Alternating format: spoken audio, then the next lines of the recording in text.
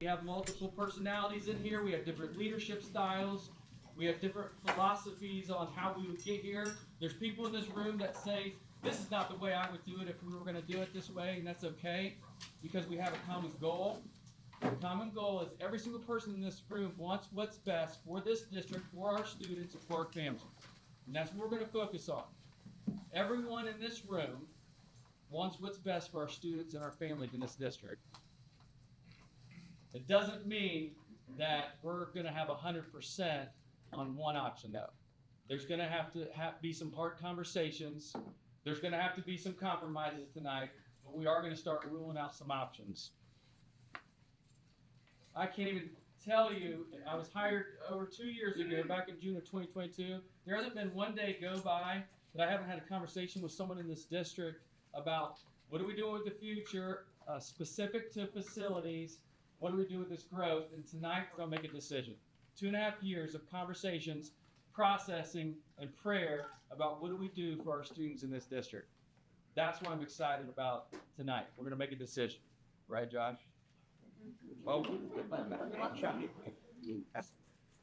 it doesn't matter if you're an expert on the elementary level, if you're passionate about high school, if you care more about the athletics, or you care about the building, you care about the grade bands. Maybe you're here because you're a numbers person. I thank you for being part of this process, and it's going to be a hard conversation. But I was just talking to my wife like an hour ago, and she was giving me a pep talk. She reminded me that hard meeting, hard conversations, and you can look at it as we've got to have uncomfortable conversations, and you can look at it as we have to make a decision, or we have to have hard conversations, and we get to be part of this process. And that's why I'm just ecstatic that it's this group that we get to be part of this process. A couple weeks ago, I sent an email to this group asking you to come prepared to this meeting. There were several pieces to this. I think, two of the many hard things to get to is that elementary piece, 2 or 3 buildings, and it's that junior high or high school. All are viable plans, all can work, all of them have challenges. Pros and cons across the board, or we wouldn't be here. There would be a perfect plan. There's not a perfect plan, that's why we're here. So I need you to be thinking about that elementary piece. The third elementary, Canaan becoming an elementary, it makes sense, but if you factor in busing students from the northern part where the population is high to that third elementary building, maybe even going right by Plain City Elementary, that's hard. That's hard to understand how we'll do it, but if this community team wants that, we'll get it done. Once we decide on 2 elementaries or 3 elementaries, it impacts the middle school. It impacts the number of transitions. I have parents in here that are concerned about 6th graders moving up to the junior high level, and vice versa, too many students or too many grade levels in the elementary buildings. So we got to get there, and I think we're going to get there. The high school and then the junior high. So I look at it like this as I've been processing how I wanted to message tonight. This high school this is the go big plan. And everyone in here may not be a high school plan, but they might be a go-getter. Let's go with the plan. Let's get it done. That's everyone in here. You get the plans done, and that's why you're part of this process. But what's hard for me is if we have to go to our voters and say, trust us, this is the plan that Kat came up with. It's the high school, but I don't know where, and I don't know how much the land is going to be. We're taking a risk. So I need you to get there tonight with, are we willing to take that risk? If you choose high school, we're getting it done. But I also need you to think about, not all of the voters in this district think like the Cat. They might not think about, I want to go big plan, let's do it now. They might be thinking, what's necessary for the next 10 years? So be thinking about what's necessary. We're going to roll something out to you here in just a second. Since our last Cat 3, we've had steering committees with board members. Last week we had a productive work session. It went until we couldn't go anymore. The financial advisory committee went, put the options up, going through the cost factors again. And we really listened when these last 5 options that were up for you last month. We really tried to break down what is the challenge and what can we do. Is there any compromise or fix can we do to meet somewhere in the middle on some of these 5 options? Because of the 5, there's not a perfect one, and I feel like it'd be a hard sell for this whole community to be on just one. But Josh, after several pressing conversations, several weeks of we got to get there and put something else in front of this community, he has a couple ideas for us. Now, what I don't want you to feel right now is great. Jim's going to come in here and start our 2-hour session and throw 2 more options at us, so now we're at 7 instead of 5. But I don't think we're at 5 anyway. I think we're closer now. I think we're closer to 3 or 4. And if I had to ask you to vote the bottom one out right now, I think we can get there. That's not a problem. The option that Josh is going to present here in just a minute, it answers a lot of the concerns that we had in our different groups last week. And it's just one other option, but I'm gonna pressure you and challenge you. I'm gonna show it to you, and then I'm gonna ask you to vote that this plan is good enough to go in our top 3 or 4.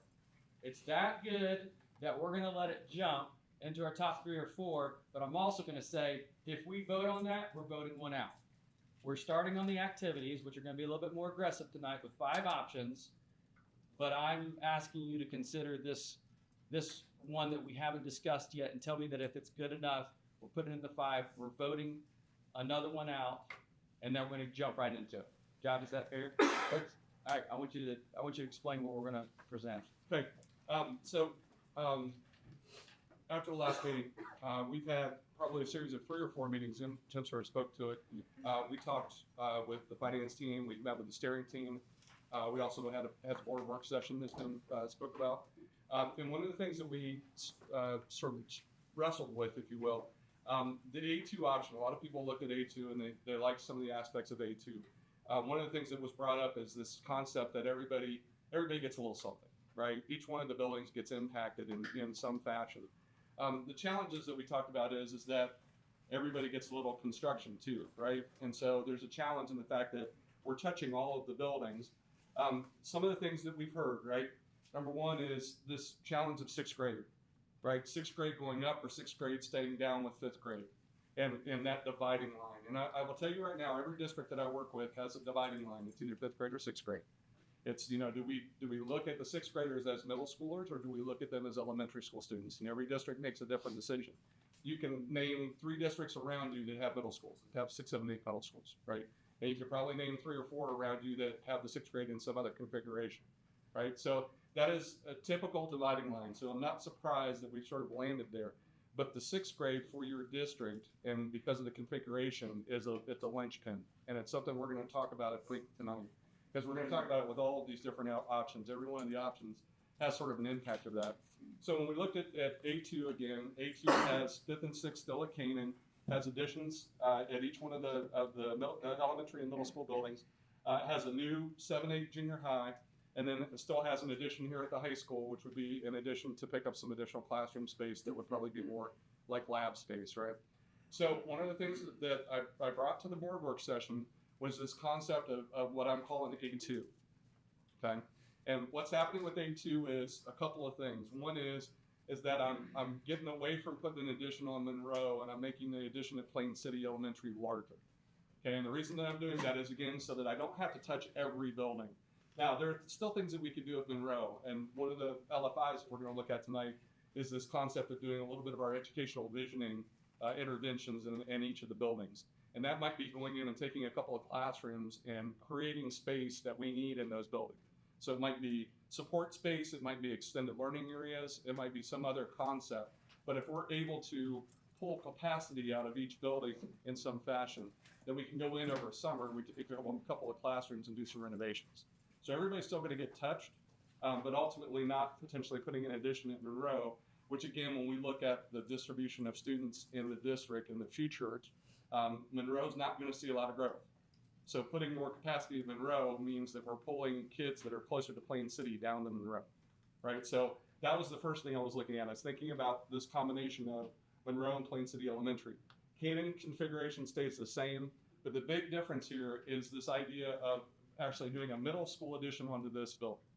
And I'll show you some examples. We have some site plan examples that we'll share, but effectively the idea behind this master plan is that we do a 7-8 addition onto the high school. Again, we heard a lot of conversation that folks really wanted to see something happen on the high school campus. And so I'm trying to balance the two things that I've heard, right? Sixth grade configuration, not potentially touching every building with an addition, and then also doing something at the high school. And we've shown you the possibility of additions on this building. We know that these 2 classroom wings were built in such a way that they could be added onto. And so the concept would be that we would wrap it in effectively a large addition around and behind the high school. And we'll get into the site plan information later. But we would still put classrooms that would be high school specific lab space as an addition. And then we would also do a 7-8 addition. The 7-8 addition can be standalone. Those kids don't have to come into the high school for anything. They'd have their own student dining, their own kitchen, their own gymnasium, all of those things. It would do just like we dropped the 7-8 building on this site, but they can be connected in a way that will allow you to take advantage of services and staff moving back and forth and those kinds of things. So this is one that we wanted you to consider tonight. And then there's also, Jim went ahead and dropped A2++ because we are really good at naming things. A2++ looks at moving 6th grade up, right? And I know that this is controversial, but one of the things that we're going to discuss is that if we're able to move 6th grade up to a middle school, then all of a sudden Monroe and Plain City Elementary go back to being K3s as opposed to being K4s. And Monroe, Canaan goes to being a 4-5. And this is a really nice configuration because we don't have to put additions onto the buildings, but we still get the capacity out of taking a grade out of the buildings, right? So we put these 3 together because they're all sort of sisters, right? And, so the A concept, the A2, the A2, the A2+, the A2++, but we'll come up with a better name for it, please. Please, question. In terms of athletic facilities, if we were to place essentially the junior high here, where would, are we going to be practicing football like after high school? Like those, like how are we going to? Can somebody speak to the fact that middle schoolers are already coming up to this campus, right, for all activities and sports, with the exception of gym? Right. No. Yeah, so they're already coming up here for fields. Practice not for practice, or not for high field. Practice is still to be a high field. So practice on. Track practice. Is the practice often? I don't see you in Baltimore. They practice together with high school, like track and cross country. Your men and school practice together. So, again, every one of the plans, as Jen alluded to, every one of them has a challenge, right? And things that we have to address. The biggest issue with either one of these new concepts that we're asking you to consider is that we're adding traffic, right? Ultimately, we're not adding buses, but we're definitely adding parents, right? There better not be any 17 critters driving at that point, but we're at least adding parents, right? Question in the back. Without seeing the site plan, is there room for additional facilities like practice facilities or sportation site on this campus? Yes. Yeah. Great question. So I'm going to just stop on this just for a second. So to put things in context, where we're at right now is here. Right. Each one of these classroom wings has the ability to put an addition onto the end of it. So we would tag onto that and come around to the back parking lot. All of this parking that we're displacing, we would locate new parking along the southern edge of the site, basically, which is sort of a not well utilized portion of the site right now. So there is the possibility of doing that. Now, if we moved to the A2++, that addition basically would get larger. We would have to grow that addition further, so take it all the way across this face of the building. We'll work on making sure that there's daylight into classrooms and all of those kinds of things. But ultimately, the addition will extend all the way out. And then one of the LFIs that you're going to consider tonight is, we've talked at length about this idea of an auditorium, right? Whether it happens today or it happens in the future, but there's always been the concept for adding an auditorium building. We're not influencing that. We wouldn't change that. That's still a possibility. Other questions? Yeah. why would we do that concept right there when we have a whole other site right down the street? That doesn't make sense to me. It's a good question. We jam stuff like here. We have Especially with parking. yeah. But what are you? What's in sports facility and all that? Is it because we're not going to build like all the things that would Joe do? So like we're not including a gym. No, all the same things would happen here as would happen if we stayed at the junior high site. What's the dock zoning? We'll share the cost here in a bit. Yeah, please. I got a question on A2++, Yeah. 4 and 5. Would 4 and 5 be on the elementary schedule as far as busing goes? Oh, you're right. Great question. Because if that's an option, would be attractive to keep them one. But you got 2 schedules, and then there's only 1 bus coming to this site versus 3 different interchanging. It's a great question. Another question next to you. The question you're done with the upstate, so why not that last picture right now? Yeah. My brain tells me when I don't know, there's actually 2 more field visits in Arizona. We know. We don't gain space So the 2 blank spaces right there below the baseball field and above the softball field. in this location or in this location. So the best. Yeah, already fields. Where it's soccer is and Yeah. girls lacrosse and stuff. Yeah. This is there. They just don't really show up in an aerial, but they're already being utilized. Well, they're being utilized, but can they do like additional field space? Like, could you make another official? We don't have track with all the things that come with that.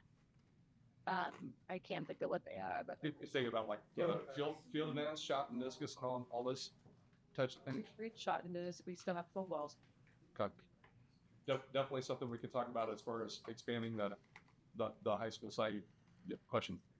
Since there's not like where in Coast, do they have like a road where it goes to get off the main road to avoid the traffic congestion? Is there, and I don't know how many people are at the bus versus is that a possibility to do a wrap around outside of it, or we're using all the lane that we own with every stop?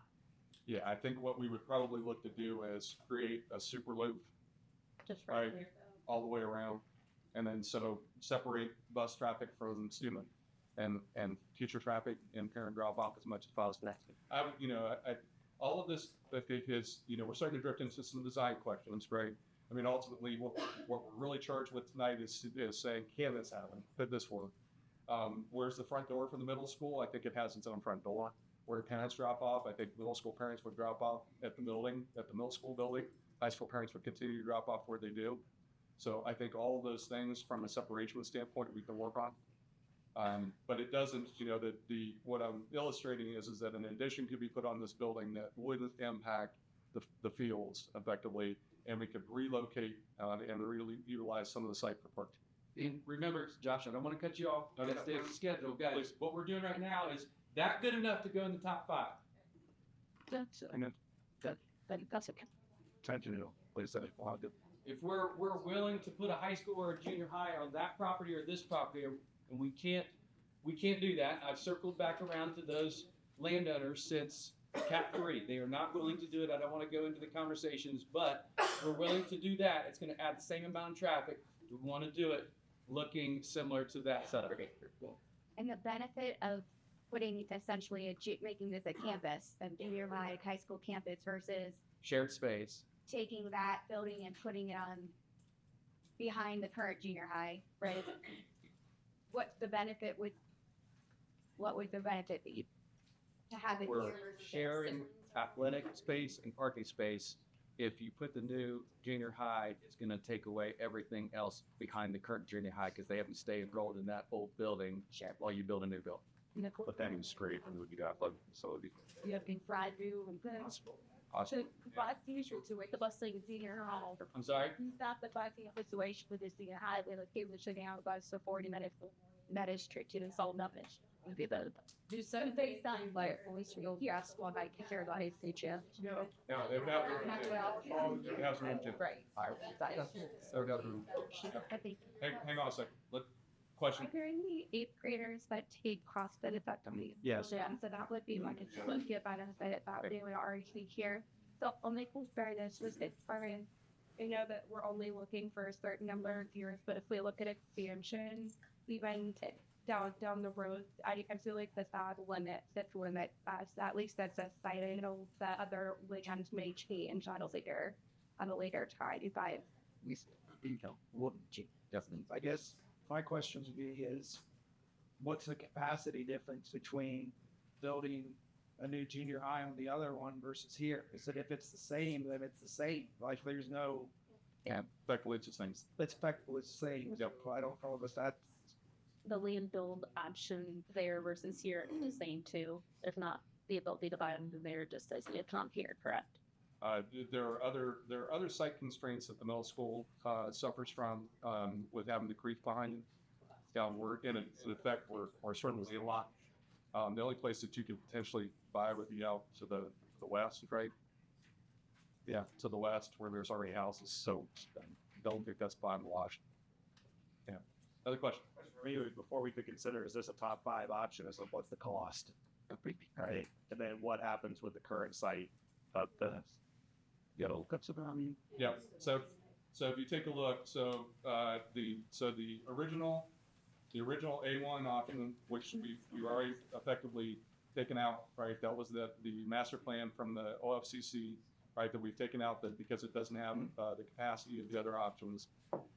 If you take a look at A2 plus and A2 plus plus, they're all right in the range of the other options that we're talking about. Okay, so they're effectively, there's not a significant spike until you get to bringing the 6th grade to this site, and again, that's because we're increasing the capacity. So if you take a look at any of the numbers, anywhere where we get into the 600s, the capacity starts to creep up, and the cost starts to creep up. But you can see sort of what the impact is. They're all in the same range. So I think from my standpoint, cost probably isn't the deciding factor. I think the deciding factor is the configuration where we want to be, right? And the challenge again, in my mind, still comes back to the 6th grade. So what I'd like to do is, so we're going to run some exercises tonight, okay? And you guys have asked some great questions, and there are going to be some additional questions that are going to come up as we start talking about the last 5 options. And I think we've got to look at them all sort of together. A number of things that I think are consistent as far as problems. I want to go back to Jim's original statement, which is there an option that we think right now that you guys have had a chance to sort of chew on of the 5 options that you left the last meeting? Is there an option up here that there's consensus that we really, we shouldn't be wasting our time on? F1. F1 is good. Everybody died on F1. Is there anybody that wants to support F1? Is there any F1 lovers? I like that one. Okay, so tell us why. Tell us why. So the rest. We already have the land, and I know that there's not consensus about whether 2 transitions or 3 transitions is better. Well, 4. I thought the taxpayers would support because we have the land already. Yeah,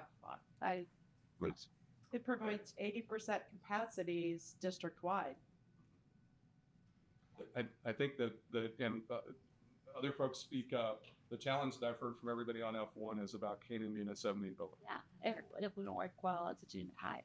Oh, because it won't work well. The junior that I don't spent. look if it's banned for tap capacity at what ends. Oh, I think That's been the Okay. challenge. they said Get a junior high give them that what you call.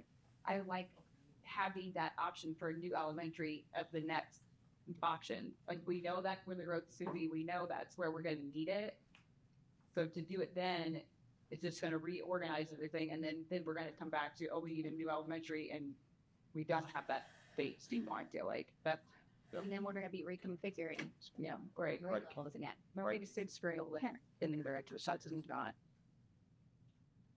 The tool. Yeah. Hey, Josh, besides the fact about the junior high, it not being a junior high, and being more of an elementary building, I want Carla to speak on the concern about having K-6 elementaries. I just think when you think about a kindergartner, a 5-year-old in the same building as a 6th grader, going through puberty and all of the things that we know about our 6th graders, and then from a curriculum and instruction standpoint, grade 6 really does not go with K5. It is all curriculum materials stand alone. And so I think that would be when I think about, I was an elementary principal and elementary teacher, I think a K-6 building would be a challenge. Correct. Not saying I couldn't figure it out, but I definitely want us to consider developmentally, is that appropriate? And then from a curriculum and a section standpoint, is that what a sixth grader is doing is very different than what a second and a first grader. And so I just something for us to consider as a district. Was that? So my 3 holdouts. I'm good. What do you think? I'm good. Both of them say what I said. Okay, folks, this is what, right, this is, we're having a conversation about things that we want are important, right? And having a conversation about things we think could go away. I thought Tyler was gonna like the bad. I was gonna like WWE off the top ropes to. Alright, so now my next question is, I wanna have a quick conversation before we get into some background information about the two high school options, right? E1 and E2, obviously are our two high school options that look at a slightly different elementary and middle school sort of configurations, right? Between those two, we know right now we don't have the land to support that tuition, right? It's not to say that we couldn't find the land. It's not to say that I have school districts where we passed a bond issue and figured a site location out later. But I will tell you that it is another hurdle, right? And if someone's looking for a reason to vote no, the first thing they're going to say is, "Oh, that's great. You're asking for a new high school, but you don't know where you're going to put it." So it's a challenge. And so what I would ask of the team is, we've got two different options. We've got E1 and E2. E1 looks at elementary school configuration where we've got K3s, a 4-5, a 6-7-8 of this building being converted to a middle school and then a new high school. And then we have E2, which has got us K5, this building being converted to a middle school and a new high school. Between the two of those, is there an option that we could consider taking off the page or taking off the wall? Do you want me? Are we consistent? Does anybody love E1? I like more positions, yeah. Okay. I don't like either one, but I couldn't find anything positive to say about E2. Yeah, I think the redistricting for Canaan to be an elementary is going to be we're going to be upset about. So I don't know if we would assume. Actually, We now, okay, this is a good question. So somebody brought up the R word. What I want to talk about is there are plans up here that don't require redistricting, right? There are plans that could be handled through growth.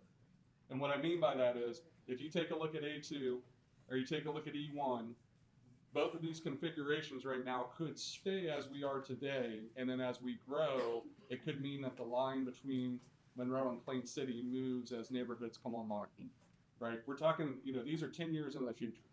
And so 10 years from now, there may be a neighborhood that's right on the borderline right now, and the district can make a decision to say, those kids are going south or they're going north, right? We know that the growth is predominantly going to be north. Everything still tells us that the area, south of effectively is south of Canaan is still going to stay relatively quiet, at least for the next 10 years. The 10 years after that, all bets are off. So as far as redistricting is concerned, these two configurations, at least in my mind, do not require immediate redistricting. Can I ask for consensus that what's most valuable for us right now is to stay with the two elementary buildings? Yeah. Look, we have two buildings. Which one can we get rid of? Let's do about. E1. I would say E1. Get rid of E1. To any transition. E2. I agree. So I prefer E2. students, particularly if they don't continue. I'll voice E2. So Honestly, from a taxpayer standpoint, you're asking a lot. you're asking them to find land for a new high school on both plans. Yeah. While the district already will own where the junior high currently is, and Darby Station, and 340 West Main. But we're just looking at between the two right now. Between those two, I say take them both out. yeah, why bother? I- Eventually, yeah. All right, so I can't hear. It would be all hard. right, so here's what I want to do then. Let's go ahead and take them into green dot, red dot. I'd rather just go ahead and take them into the dots because, well, ultimately when we vote on these, if folks are going to vote on it. Let's go. Let's go. Red and green. Let's go. Okay. Okay, hold on, everybody. So we have a couple of exercises tonight. There's a couple of things that I want to go over quickly, okay? I want to keep the conversation going, so hang on, please. A couple of things tonight. So Jim mentioned to you, obviously, that tonight we want to walk out of here with one master plan house, right? The reasoning for that is at the December 9th board meeting, we're going to do your presentation of your master plan recommendation to the board. Okay? I want to hit upon this again because it's important that we all understand what this means. This is going to go in front of the board for approval. It's then going to allow your treasurer to start proceeding forward with the possibility of going on the ballot in May of next year, right? And there are key deadlines early in January and early in February that have to be met, okay? So we ultimately don't have the opportunity unless we decide we're going to punt. And if we punt, then all of these costs that you see up here are going up, right? Our dollar is never as valuable as it is right now, right? It's never going to be more. It's never going to have better value. So from that standpoint, what I'd like to do is I've got some background information. We did get some updated enrollment. I'm going to share this very quickly with you, that updated enrollment, because I think it impacts the conversation that we're going to have. If you'll remember, this was our enrollment projection, right? This is what we got from Future Think, which is the OFCC enrollment projection specialist. If you'll remember, we were going to see a 13.25 increase from Future Think. Now remember that the school district also engaged a group called Cooperative Strategies. They now have been bought by a company called Wolford, and their enrollment projection, instead of starting in 2023, started this year, and then now it is one more year out. Okay, this is important. Okay, I want to make sure that we all understand this, because what they're doing is they're realizing another year's worth of development. Okay, and what they're showing us is that now we're at like 16.75% increase over the next 10 years. Now, if you think about that, what's happening is they're taking that 10-year projection, they're pushing it out a year, and so some of that can be, as I've described to you before, some of that can just be that maybe we've got a big kindergarten classroom or a big early first, second, third kind of group, because what happens is you see this red kind of moving through their projection. That red is the impact of all the developments that are currently permitted, right? Everything that's already been permitted, platted, zoned, under development, currently being constructed. All of this red is that impact of those students that are now going to be hitting your school district. The reason I think that's important is this is wave one, right? Wave two, if it should happen, will be after you've got utilities in more capacity.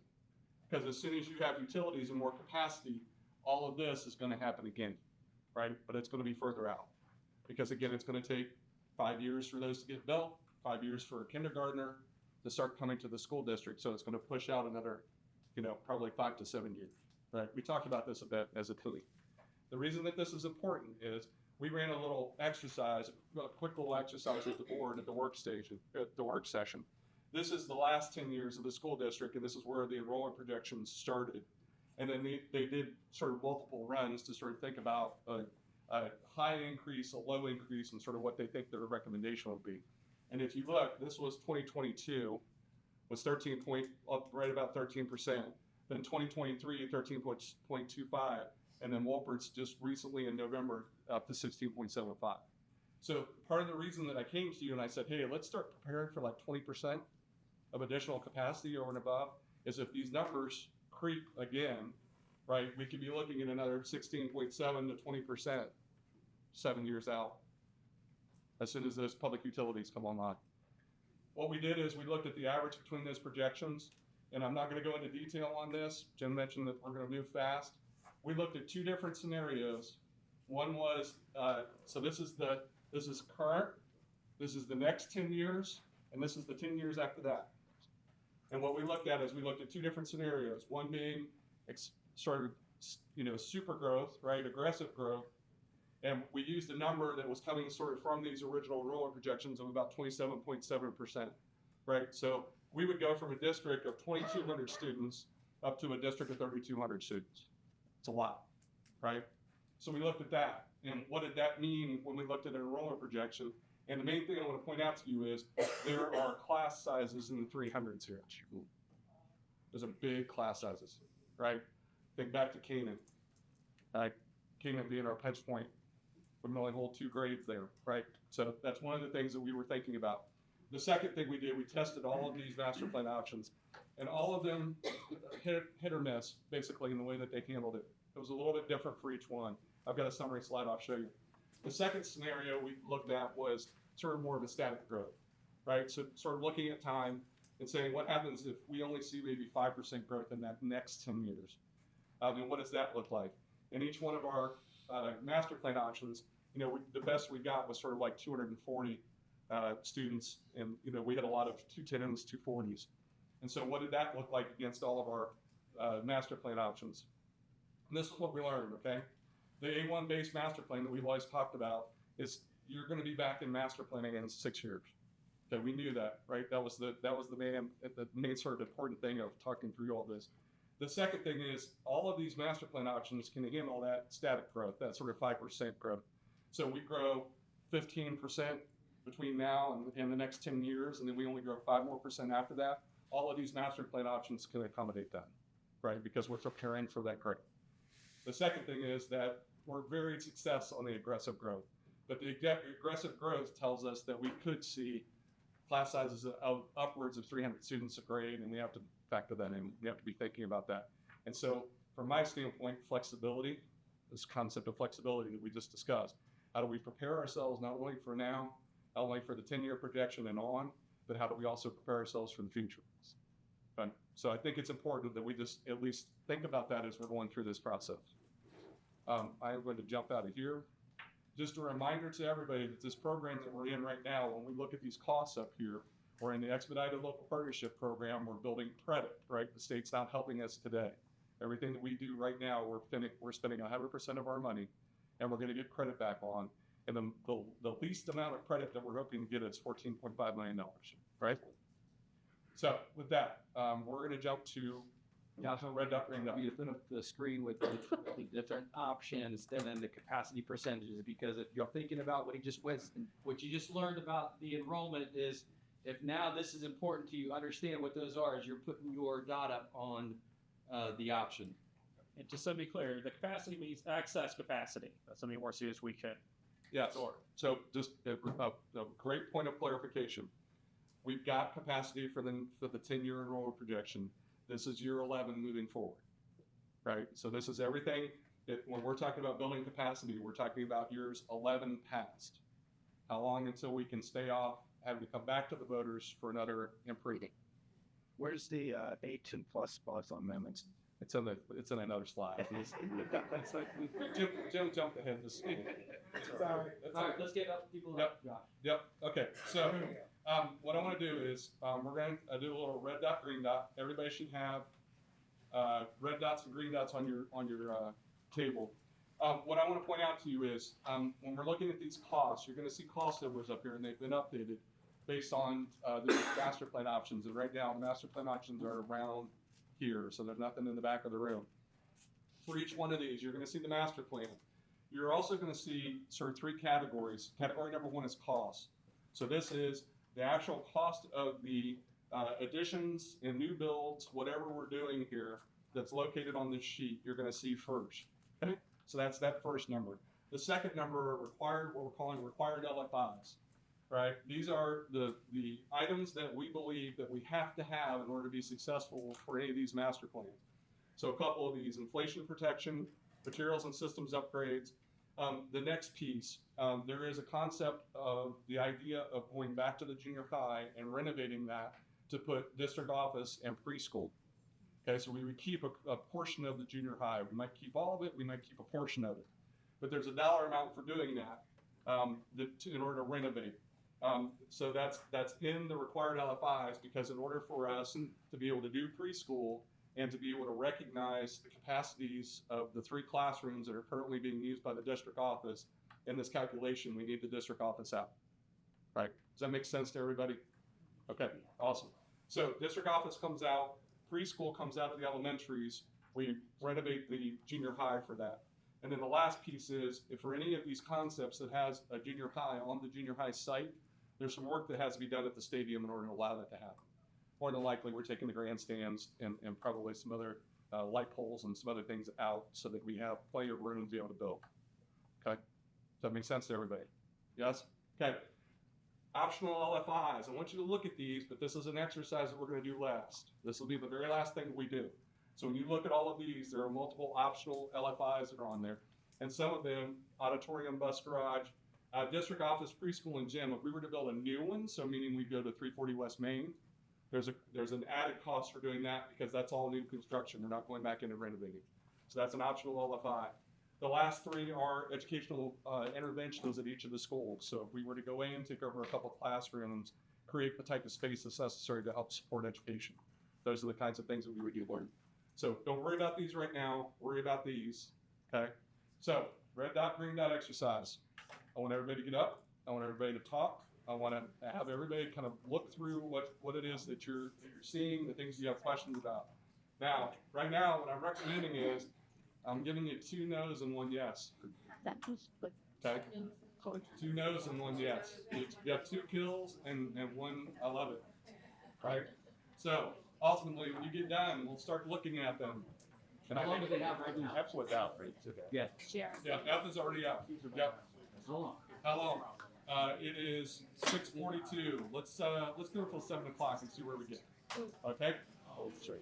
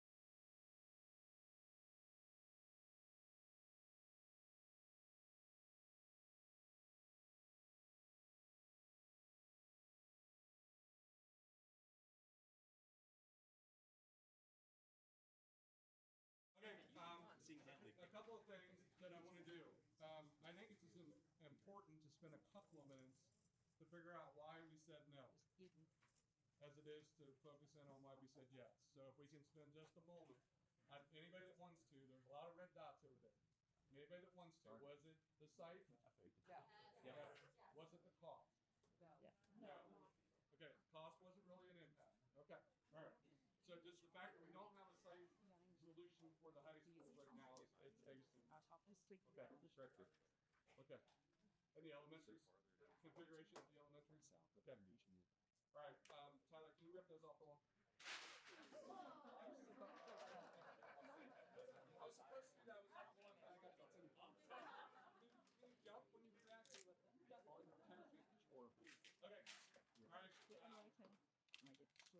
Coming over to A2, okay, we got two reds, and obviously we've got multiple iterations of this guy. Is there any reason to hang on to this? Is there anything that's happening here that's not happening over the other ones? No? Okay. Go on.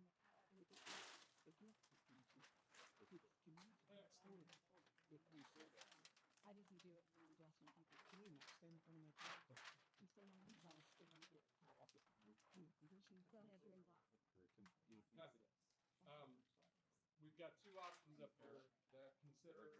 I want to make sure one of the things maybe we didn't make as clear as we could have. The site plans for all of these options were down here, right? So if we were looking at, for instance, we were looking at a new middle school. It was a standalone, and it was going to go on the junior high site, right? We were going to reuse the junior high site, potentially keep portions of the building. If we were putting an addition onto the high school, the concept of that, right? And likewise over here, if we're doing a new addition onto the building, it's going to be here with classrooms for the high school, and then the Plain City Elementary addition was going to go on, and the Canaan Elementary was going to go on, right? So we've got two differing ideas here about what elementaries look like, right? I'd like to start there because I feel like that's the biggest challenge we got. So I want to hear pros and cons. Who's in? So we got a bunch of green dots over here, and we've got a configuration right now that would turn Canaan into an elementary school, a K-5 elementary. Are we green dotting this because we like the idea of Canaan as an elementary? Tell me why, please. For me, it's like my own personal experience. My children were attending this spring last year. They were fourth graders, and we removed it. They're now in a fifth grade elementary, and they are absolutely thriving in that atmosphere. And I know some of their peers who moved to Canaan kind of struggle with this, right? Like that's a big transition. And like to me, like when I see my own children in a fifth grade building in an elementary, it's like that's where they belong. So fifth graders kind of be in king of the hill in the elementary and gaining a little bit of confidence from that, right? Is that fair? There's a lot of green dots on here. Who else is on C1? Are we on C1 because of the elementaries? Or are we on C1 because we want the middle school of the existing junior high site? Please. I think C1 sets us up for further expansion once the district is full to go back to voters and ask for more money for another elementary school on the site that we already own. And then what happens with Canaan at that point? Does it stay K-5? That's a future planning. I could see that as like future standalone 6 buildings, possibly, or at 4-5, going back to 4-5. I think there's options if you build an elementary school to transition that. Myself, anyways. Okay. Okay. And what about the middle school? So 6, 7, 8 middle school on the junior high sites. Come on, green dots. Help me out, please. I think also for me, like that makes the kids that do thin, they're more likely to have moved from a 6, 7, 8 middle school than a 5, 6 somewhere, and so that makes that transition on them when they are building out here, are moving into the it's kind of a similar environment. It's a level of comfort. It's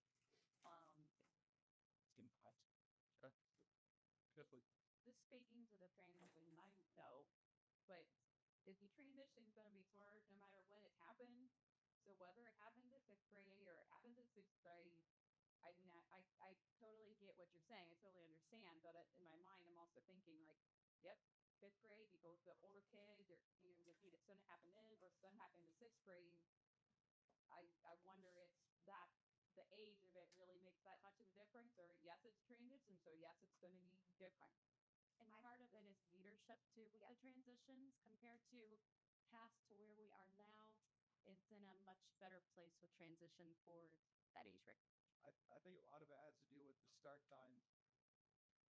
Start time, if you keep 4 and 5 on A2 plus with the elementary, those kids are getting more sleep all the way through versus those fifth graders who go off to the middle school and then they're on that 6:45 bus. And some kids are ready for that and some kids are definitely not ready for that. I'll speak for myself too. I believe I speak for some other people I've talked to, but I think that was the only thing that kept the junior highs separate from the high school, which I think there was concerns with. If that, I mean, is the layout limited if it's part of the high school? Does it change how it could be if it was separate?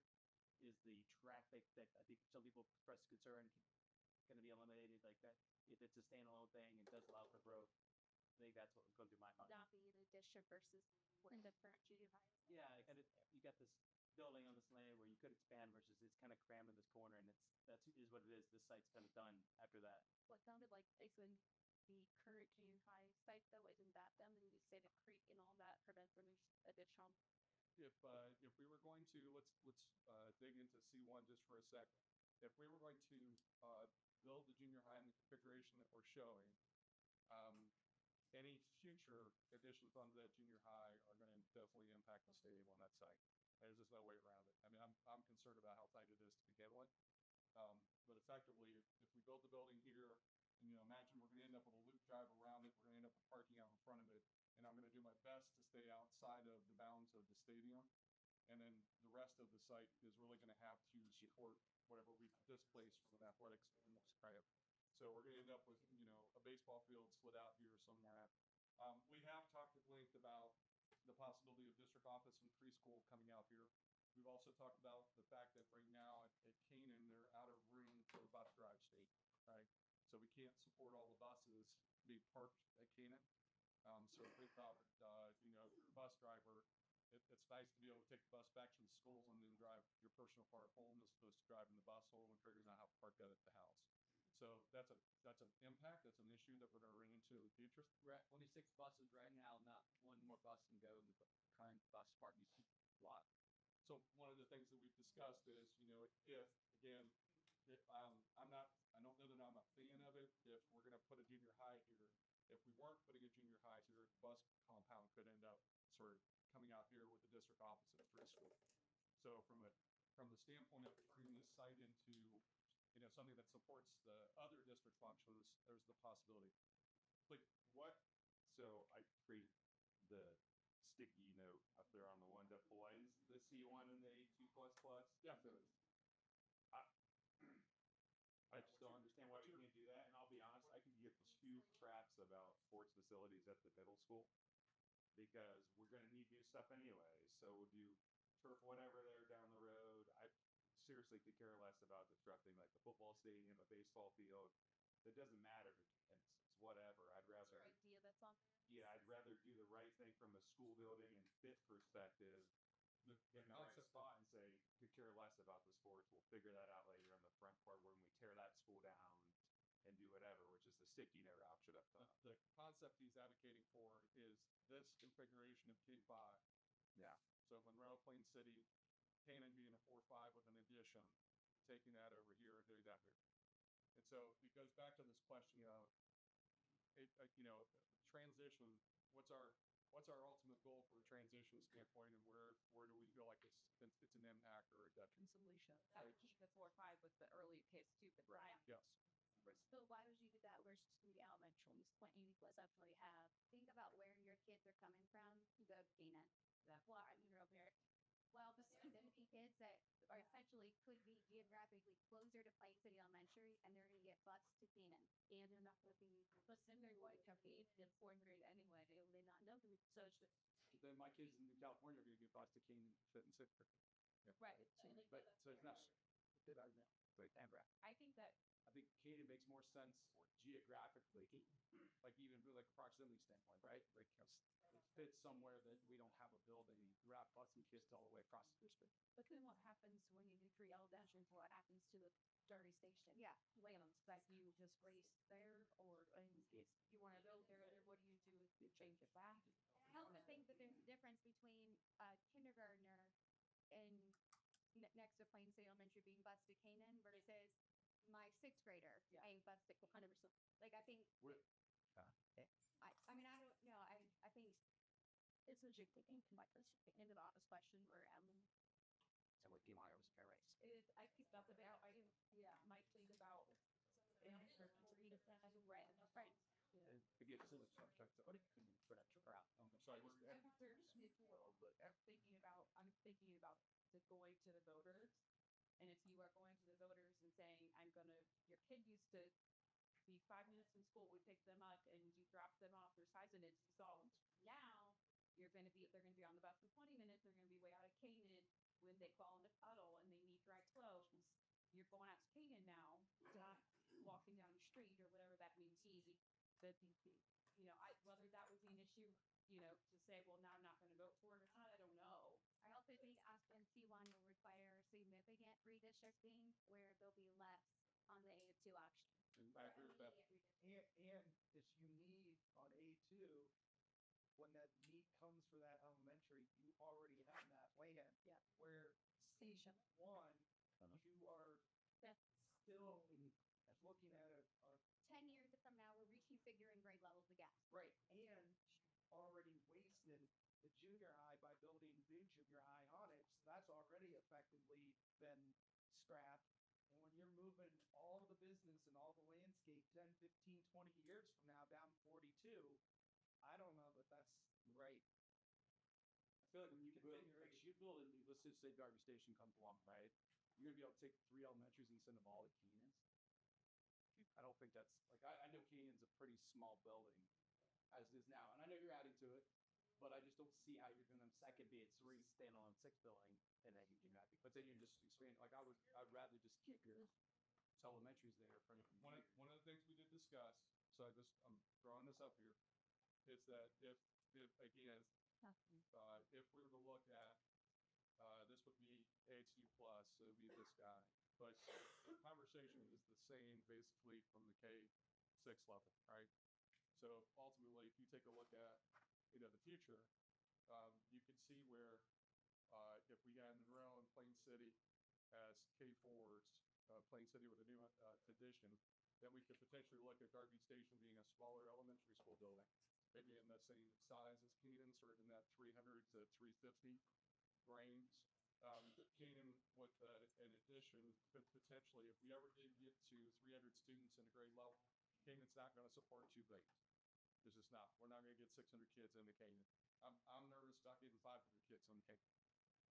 So if we get there, we get above 250 students, then more than likely, this option at least would allow 6th grade to come up, right? So then Keenan would become a 1-grade building, and the 6th grade would come on to the high school as an addition to this configuration. So similarly, things like that could potentially happen over here. Like again, thinking about Darby Station and its impact, sitting here in the future as a smaller elementary, which is good for that site. That site can support a Plain City Elementary, but I think it's better suited probably for a slightly smaller building. Canaan could become a 1-grade building that ultimately then, we have to think about, do we need another addition up here? Or do we have capacity with a 612 building? Do another just right. Will you be maxed out at that point? More than likely it would be difficult. It's more than likely it would be difficult. But then the next question would be, do we look at, does this building become, ultimately, does this building become the high school, and then we ultimately build out of middle school, build a home set. And then we can come back to the junior high site if we need to, because we haven't built on the junior high site here. I mean, those types of flexibility, future flexibility, I think is definitely something that's going to factor in as you think about this. But I'm still stuck on the concept right here. Right, we've got 2 different ideas of how this could potentially happen. There's got to be one of them that is better for us for the next 10 years than the other. And I still need you to talk about what that is, or what in your mind. One that's fits and then one that's six. Right now, both of these are K5 configurations. K5. Yeah. So sixth grade right now is going up, or sixth grade staying, 6, 7, 8 in a middle school at the junior high. I'm focused right here right now because I think this is the question that's got to get. The reason I like these two plus versus P1, you look at that part is I don't want my kids to go, and they're already doing it in a row, which stinks, but I don't want them to go 5 full grades without interacting as much with the kids that they're going to also be in the middle sport high still and all together. I understand they're going to figure it's for you, Larson, maybe not them over anyways, but I feel like that's a huge plus that AP plus should be compared to one. I agree with that. We need Kate, it's the piece. In the beginning, make friends when you're in the low where you are. You're cities for yeah, 6 or 7 grades. Except for we appreciate the feeling of the structures. From an educational standpoint, in an elementary school, we currently have pre-K through 4, and our 4th grade kids, they've been ready to move. They're king of the hill, and grade level licensure now for teachers is pre-K 3 with 4 or 5 endorsements. I think those are pre-K to 3, and then a 4 or 5 to me seem natural in educational development, as opposed to putting everybody in a pre-K 5 span. Please. Yeah, I think looking at E3 plus you're at 80%. Pretty much on every option there was what us pretty good from a flexibility standpoint. And I think from an overall future planning flexibility standpoint, this gives you all kinds of options moving forward versus to the other ones. Why can't you do that option, but just not addition to the high school? I think that was one of the Let's options. answer. Let's answer. I don't disagree with the idea. I want to answer the PK 5, 6, 7, 8 questions before we move on and talk about the grades bond. We did have kids. So I mean, so when I started to do the other day, and I started this conversation again with the board, is to sort of isolate all the master plan options and look at it because this is the ultimate question, right? We've eliminated F1, right? So F1 is gone. So I guess go back to here, take F1 off the table. So F1 is gone. We've eliminated E1, but E1 actually is that configuration that we were currently discussing, right? So it's either the difference between E1 and A2 as far as those relationships, or it's looking at obviously at the multiple elements into K5. I think if we solve this conversation here, I think we'll get here, right? I'm confident that we can solve 6 through 12. So can we rally? Can we rally here? Yeah. Yeah. Please. That's me. I have some serious reservations about 5th graders with kindergartners. They're not huge buildings where they're going to be totally separated. Yeah. They're going to be together in 3 different buildings. Be at set height, hold up. Great. Yes. Can we come to resolution here? Yeah. Okay. Do I have any notes? Any notes? Okay. All right. So we have a solution that gets us up to 5th grade. Now we are accepting the fact that 6th grade is going with middle school students. Is a solution. Yes. Everybody's accepted that. We had a lot of reads and it was like Yes, we did. discuss that. Yes, we did. So A2 plus, let's discuss it. So A2 plus does have, again, K4, and then 5, 6 at Canaan, and then an addition of 7, 8 to the high school, plus a high school classroom addition. So talk to me about what we love about this configuration. Give me some of the greens here. Who put their green on that? Oh, cool, Ryan. There you're off. Please. It's only 712 instead of 612, so it's essentially impossible for 300 kids less coming to this campus every morning. Okay. So was it strictly about the number of students coming to the high school that drove that for you? Less than 50. I mean, there's a lot of things that one. From an educational standpoint, I like the idea of many students who might be doing accelerated classes or some aid could be at the high school.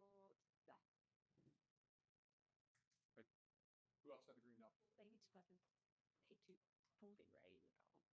Just as I guess me speaking as a sixth grade teacher too, but there's a big difference with a sixth grader when they are not like the older versus the younger. I think are taught initially with sixth through eighth together, and now with having this group there for mechanics and just it's hard to switch over to me, but because these are different and behavior is different. Just a I call this just the customer teacher I can in the same groups. I speak like very good job. There's a some have a lot of experience that have not lost others there. It was yet was big. And the clip has to point to it, don't fight like such a specifically. So they're stuck with some chat. That's professional about or it gets the teacher toward that the face is like you can instead of making it flop, they can't be That 6-4 jumps top. so they're kind of limbo that year. He's I'm in 7th grade. So here we are back at sixth grade. Where you have the 7th grade. Just be rather crazy. Please. Flow, maybe go. I work used to forgot this down to this school sandwich. We can sit go to the back. Where they go. Like you said before, cute much American they put about what we met. What's up? We've been talking about the same one. Junior high is now, she can schedule there. They make it 0. Have a second, third goes, elementary. And but does that solve, Richard's the question, does that solve the Canaan bottleneck? Like, is that still going to be a problem for Canaans? It does. There's none of the options that we're looking at right now solve Canaan as a problem. It's and if we can talk about it a little bit. Canaan, you know, we were obviously involved in that project. Canaan, to my recollection, was always sort of a compromise, right? That we were saving a portion of the building or adding on to get into a capacity of what we knew back then. And the problem is the Canaan site and all the utilities at Canaan just do not allow us to think about adding more. I'm honestly, I've said it before, we can get Canaan's capacity to about 500 students, 504 students. So I don't think we go bigger than that. And my concern is that they can add classrooms, I can't add student dining space, I can't add kitchens, I can't make them bigger. I can't make the hallways bigger. The hallways are refined in certain areas. It's just not a building that's meant for instance, 7th and 8th grade students or for more than 5 years. It would serve better with younger kids having about the 2 nice days. Please. Would options A to, I noticed that adding an auditorium was not baseball with 12 in the top of that line. That was correct. You know, and then it's 53 when if we add the auditorium, it's going to be then comparable to some of the dice to the other options when price, and it would allow this high school then to actually become high school. Interesting concept. Now, everybody is recognizing A2 plus is still a 7-8 edition, right? We're still talking about getting a 7-8 edition. The only option that we still have up here that is standalone middle school is sequel. Could that 7-8 be placed at my side with understanding that my fear is in addition to the existing here, you're capped on space. There's no, and the growth comes and says, you're going to tear it down and build somewhere else, but you have enough way to expand. But I towed it down here, you're also going to be tapping the space after that. I know, you're right. So for me personally, I like that whether it's there, build it on here. I personally would roll the dice and I could work on that field right there. In the next 10 years, I would roll the dice. And then if that doesn't work, you still have the middle school land open. Yeah. If we got to do something different, you can build a new elementary. And in 10 to 15 years, being real, Canaan's got to be jumped, right? It's going to need a renovation. It's going to need a renovation, so that you can all get your hands on one. In the next 10 to 15, you just keep building your camp. I will piggyback on what you're saying. that plan was a no for NAP. There you go. Okay. Or what would y'all? It's not for sale, but I guarantee it can be bought.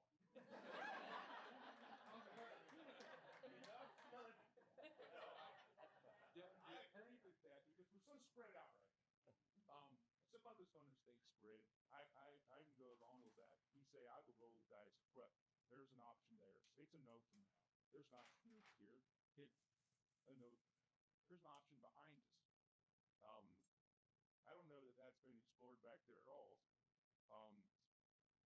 That property does go all the way to Lafayette Plain Sea, but I don't see us buying. I can see us buying maybe some of the back end kind of this. It, just because I know who it is, but technically speaking, if you buy enough of it that way, you can darn near connect to the junior high school. Problem. And that's what we want to do. But the junior high, I don't like the idea of building a new school there. That's just Child's folly. I go build it and then we're done. I would save that as a last resort for the next go sound. If we are even jamming, would be my personal opinion. And if I have it right, you thought you had 50 down there. There's always been on this side. I don't know the acreage down there. I have to Well, look. it was only what? So this field is 50, right at 50 acres. I know that. He's a fun. Yes, but in comparison to Jesus. You can still kind of you look at what we have across. You got half. So you're not going to put this there or anything that's remotely close to this there. And I think that Dutch ditchy could possibly be bought. We raise that thing down. Yeah, it's not too much. But I like the idea of looking here, rolling the dice, so we can pick up land here, close, connecting. The only catch that I have with the addition here is the absolute snarl of traffic out here That's like during school hours. However, it's already small. like you fix a lot of problems, right? Like that's like chicken that light has under 2 hours. Hard time you go a lot of break your stop without a light. Can't fix that problem. Well, that's the state problem. That's a Stuart, I need I'm sick. Like how do you figure that? I do think if we're headed down this direction, I do think that we're definitely talking about traffic improvements at both end exits. I mean, it's just going to have to happen. Yeah. We're going to end up with longer deceleration lanes and turn lanes. These ultimately may end up being, sort of 2 ins and 2 outs, so 4 lanes of width. Always chatting loud step here earlier is to be one all the way around so it's higher. We don't have lanes. Signed up that this No, we don't. Everything, unfortunately, all the sports fields are built right against the property. I'm gonna posit one other thing, just for consideration. If we were to go this route or even this route, either one of these, this could potentially be the high school in the future. right. Right, and we could be building a new 7-8 building. We could be building a new 6-7-8 building. A new elementary. If the growth really happens, the way that the aggressive option says it could. There's a hand up. So operationally, looking at Plain City Elementary, we have 700 students now. If we're looking at like above that 800 moving forward, we don't have the capacity in our cafeteria, our gym, all of those areas, common areas. We would never be able to have their full school assembly together again. We just don't have the room. So it's kind of like Canaan talking about they don't have the capacity to house those bigger session parts of the building. We would not with that model. You're saying with a 6 classroom addition on a Plain City here? But we're pulling the grade. what do you have with 8 1? Technically, no, right? Keenan's already 5.6 in this one. Right. But where we would need to consider, again, is to come back over to here. This is how you get a grade out of the element. Yes, but That's I mean you just wasn't Prospect. yeah. Grades are effectively they're the same. Yeah. It's just 6 grades plus.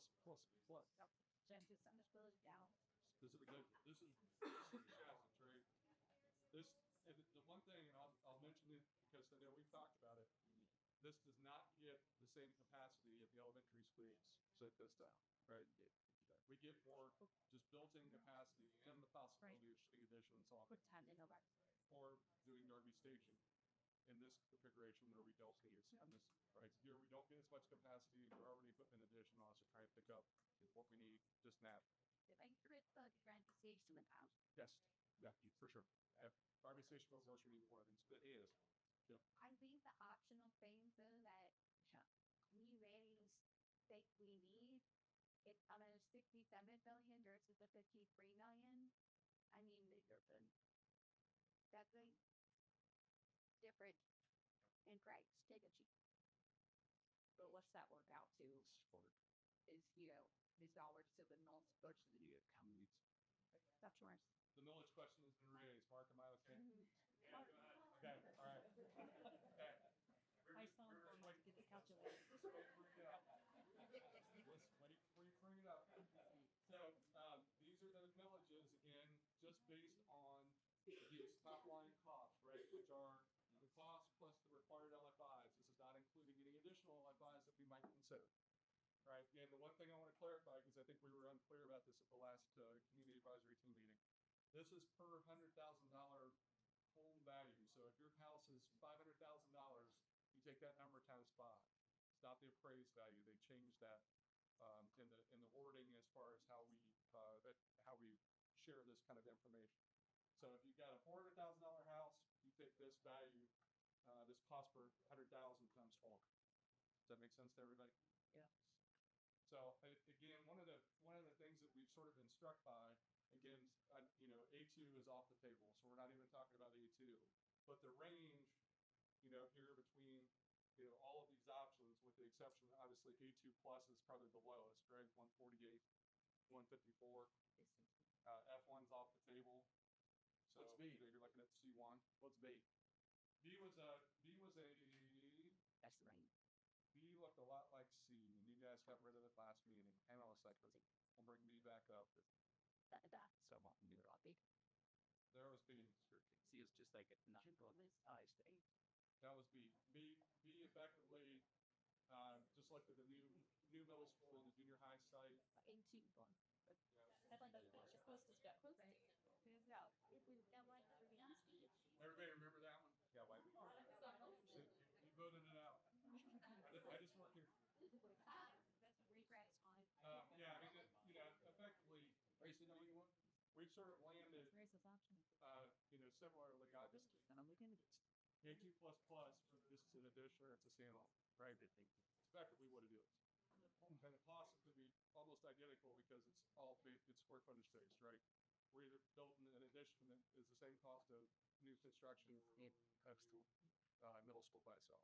Question? Yeah. Josh, so it seems like the group has told us around an elementary school not being the C1 option.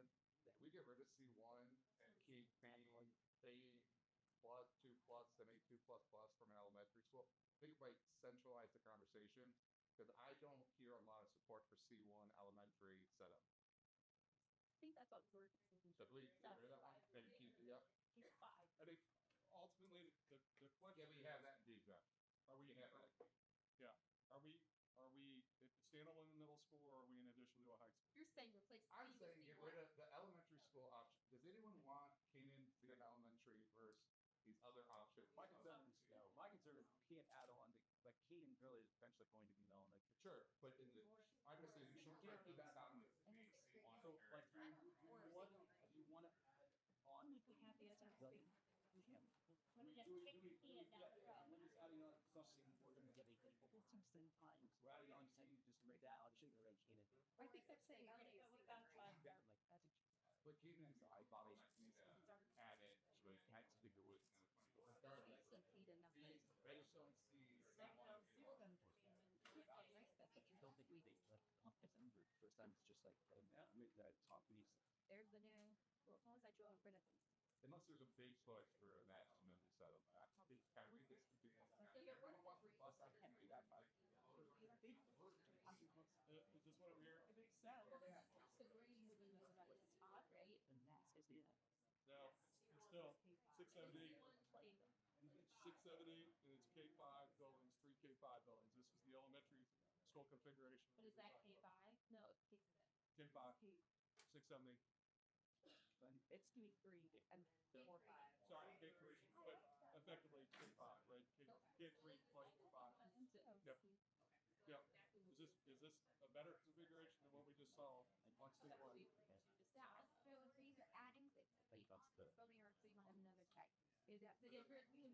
I see some heads shaking in the back. You guys, give me 1 second. Give me 1 second.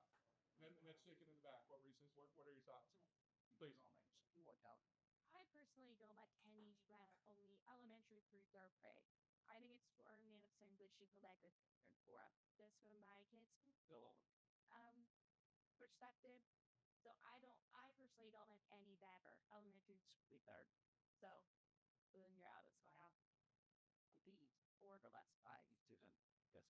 Even if they stay going with the other elementary kid or just going to a different building, like they weren't going earlier, so they weren't with 6th, 7th, and 8th graders on the bus or whatever. Just asking. Does that make a difference? I just like, Are you saying all That's okay. is up there and not good because, but personally for me, my favorite is Sweet One. Was here. K-5. You like to have your kids go K-5. I'll second you. I think I would be quiet about it. Someone gets 20 good videos. Who does Yeah, that? take it over. Yes.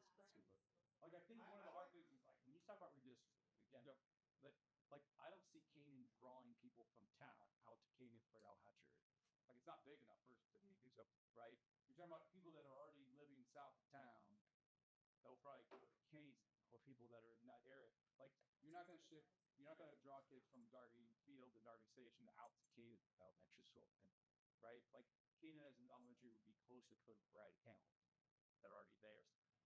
I mean, again, I know you're talking about like more busing and longer rides, but like you're talking about we're gonna make it elementary student ride an extra couple minutes, holding people who live north of town who your eye of cricket. But But they should be shorter routes if you have fewer kids going to a single school. So the question really is, what does this look like, right? yeah, And that's really what it boils down to, right? If we understand that Monroe is going to stay relatively static from a growth standpoint, but the majority of the growth is going to happen here, where do these lines end up? So you guys know these neighborhoods a lot better than I do. You know, what neighborhoods and potentially could be staying in that central zone, be definitely are moving up. Yeah, absolutely. that I would Yeah. say. Yeah, I mean, you got Plain City Elementary and Darby right in this zone. You got Canaan here, so range.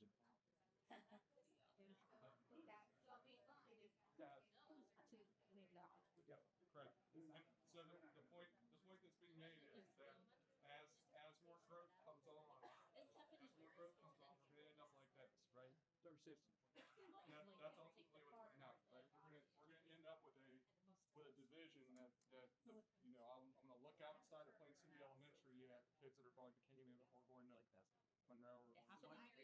So my thing for you count, it's all middle. But dreams will would open more different than it is before at. Next When we're just to play, they okay, Philly. You know, It's gonna be great. I mean, I like Sky to run a pleasure on it for a so I think she would. I think she's really trying to and that day. So I We do have a really great house. Yeah, we should have to do it like elementary Denver. do it. That's just We can if we can do it quick. What's the actually their spreader? it's actually pretty, but The challenge is going to be we've already got too many dots on the page. you have to very bad. No, let's do this. Hang on a second. Now, so the question has been raised. Can we do one more red green dot exercise? And so my question for you is: are we keeping the C1 and B? That is question. Yes, please. The C1's push 1 K to 5 to Foxy. With yes, I get rid of all my carries. That's the thing. Also, that's fine.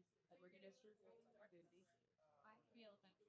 Yeah, I don't know. It's a racing away. Because it would look like that. If I did on that red line, like I'm seeing point that's after it is now, I will be that close if I feel like it's not coming. I'm really like around I don't have it. Double bonus. And the other guy, my ace guy, going to let the zip price that you said it fell off the way. So I don't think fine. I'll just break there. Yeah, please. You know how close everybody's like them. You realize how sparse these kids are already riding the bus to get to Monroe. Then buy in the village for the cobras that's walking around. Well, I'm not arguing that. But if you're walking, you have to consider it's not just just impacting Plain City. It's impacting everyone.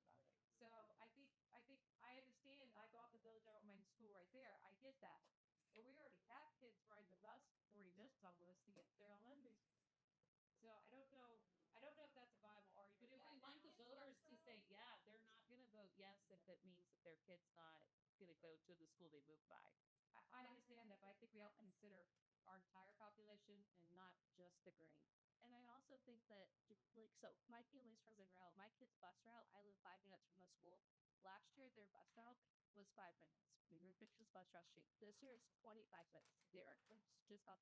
I think that movie will go too. And so, that was so great. Right. So, what was the guy that was real and then tough and you should feel hot. It was it. So, what's the Is there a way to just write on the whiteboard the two different elementary setup options and the people go, oh, that says it's right. The whiteboard visual.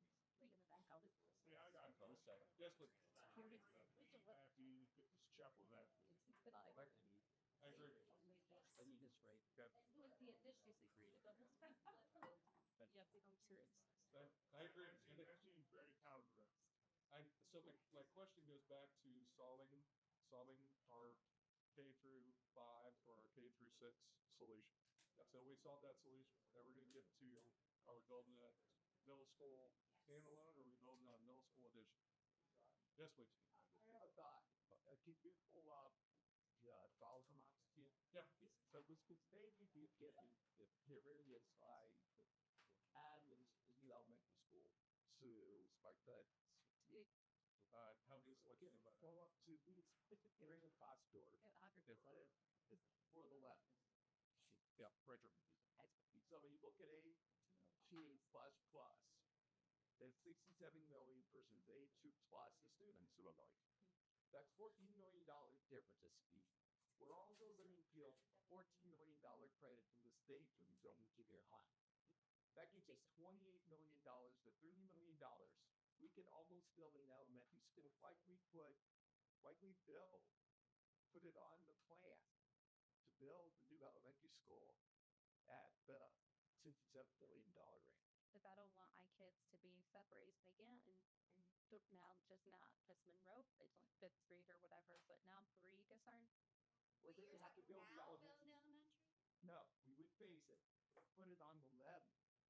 So we'll get the $14 million back to the state, build the new elementary school, Just say they ask now, but not.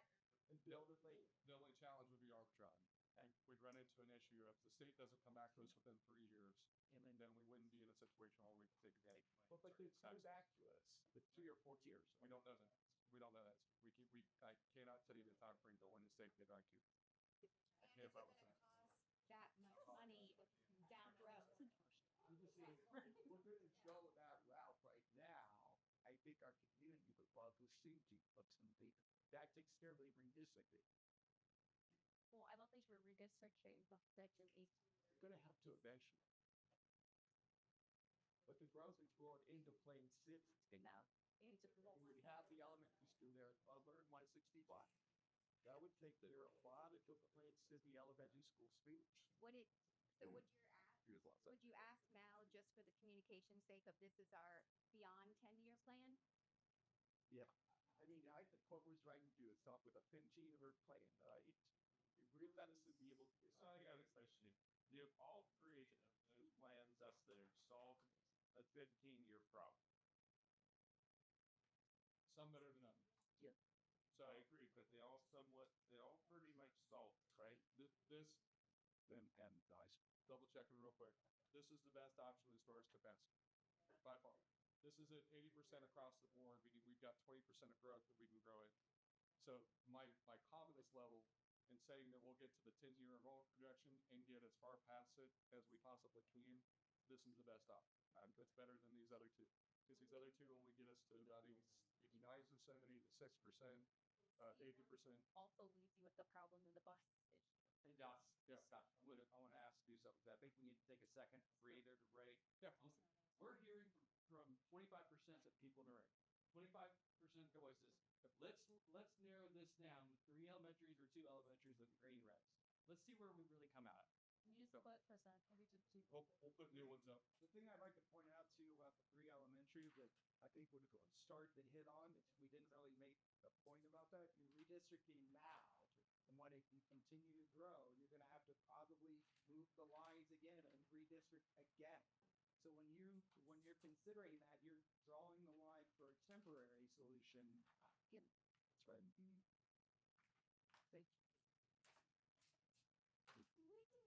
Vacations, if you were saying that at 80 schools to flood, where is for you to deal with such a fast in the future, but is that means that considering people being good because of the elementary, like, is it too much than putting in?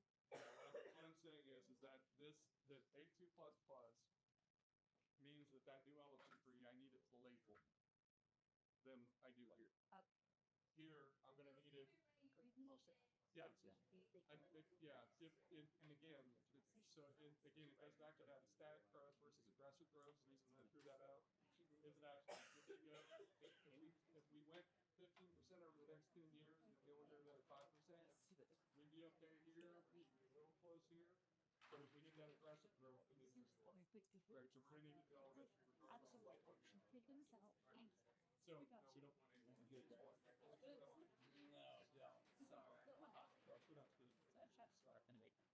I would just put up the same. But that's actually not a bad idea. Right. We could like use a lot. We're gonna put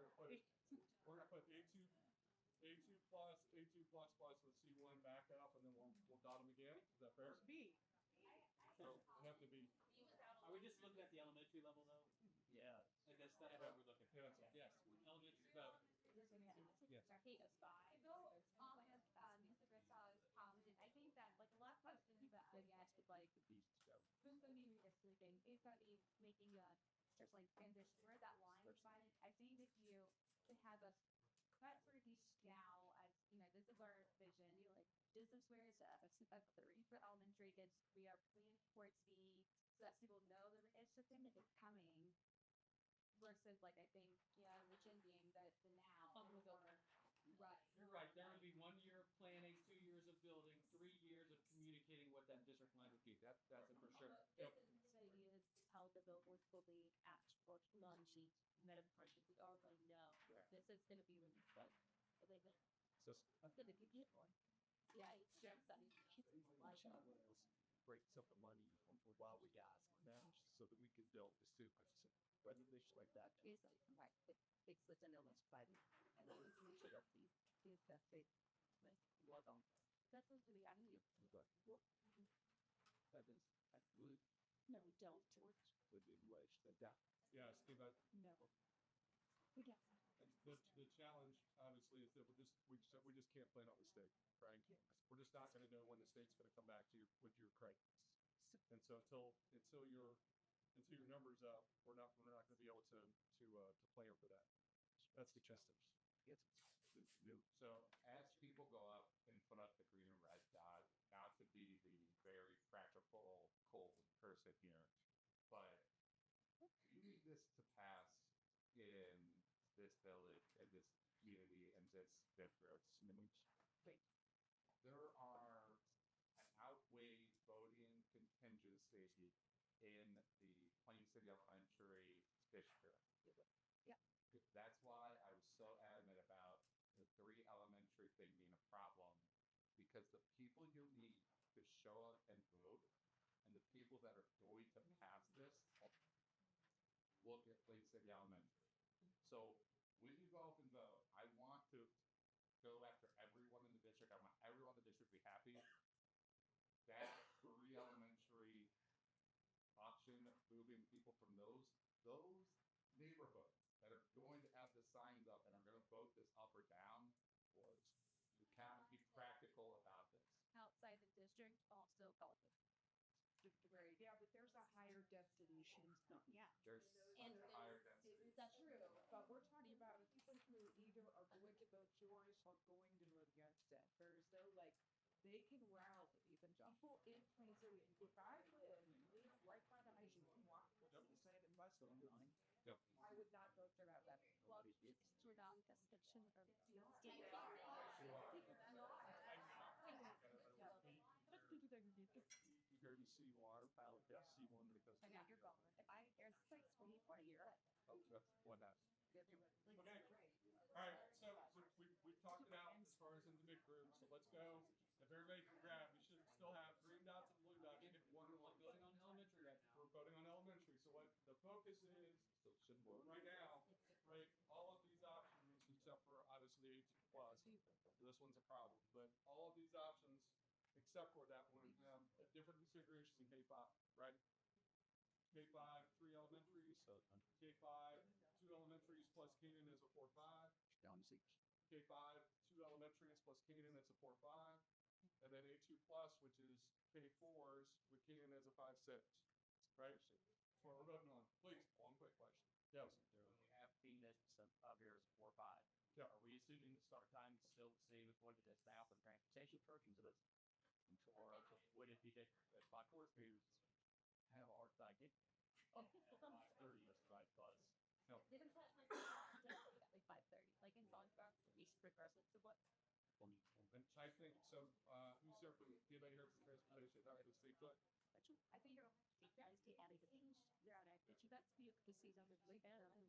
We're going to have to jump it. Yeah. All the routes, though. What do you just send us to? I have to have me worried.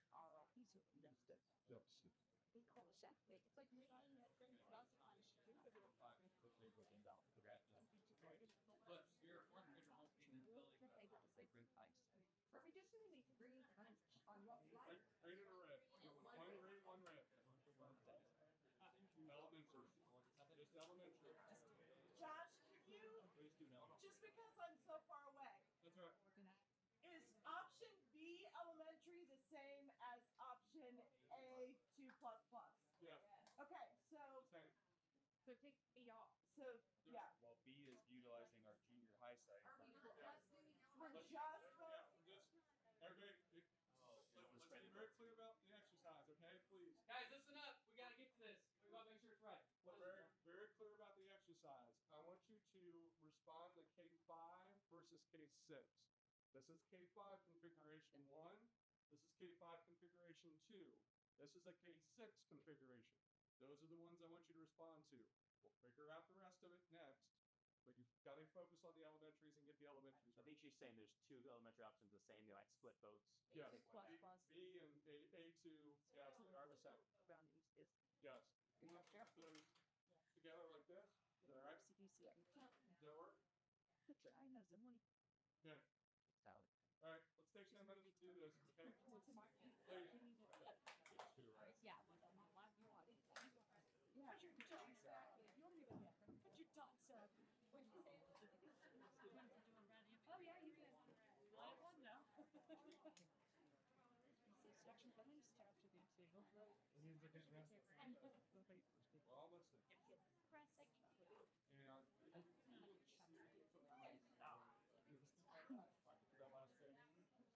That's it, please? Yeah, maybe that's 3. Yeah. That's it. Yeah. Definitely. Yeah, but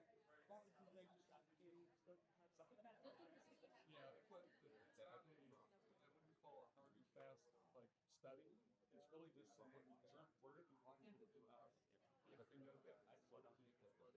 Take showers. What great shower?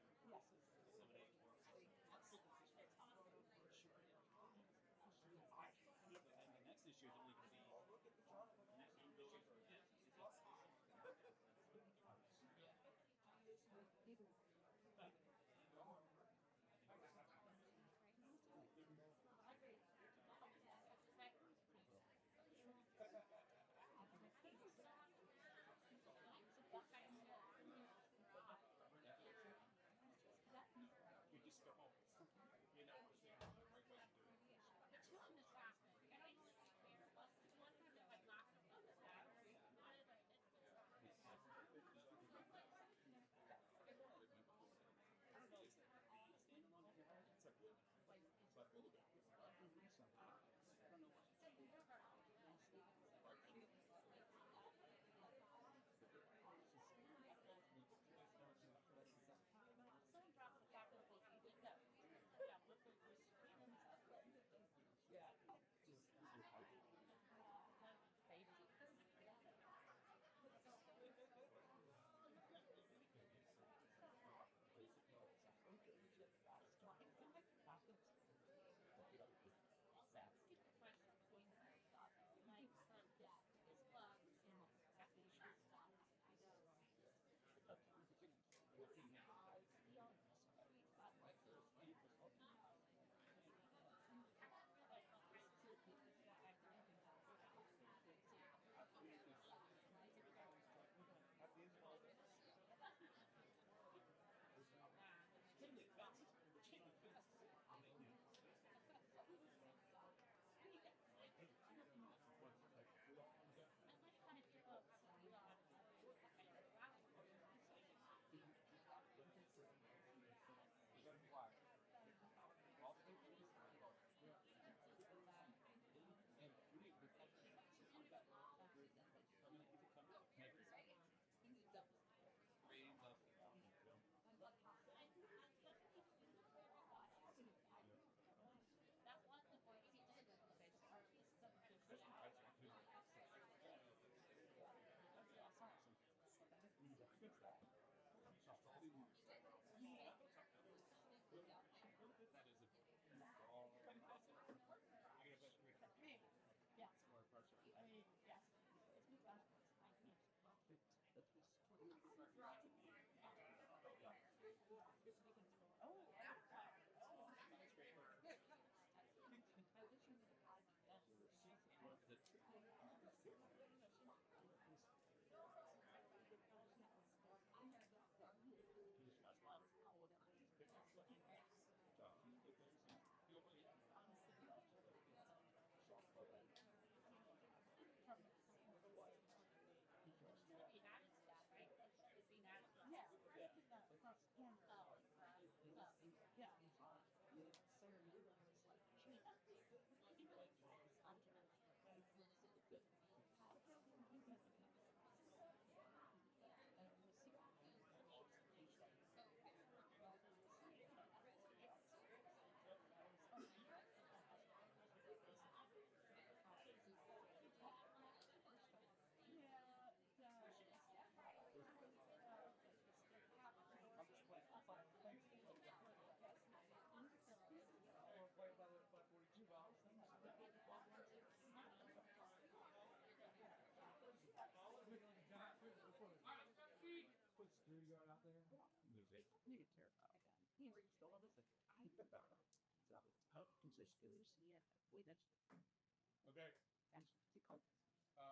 tear it out.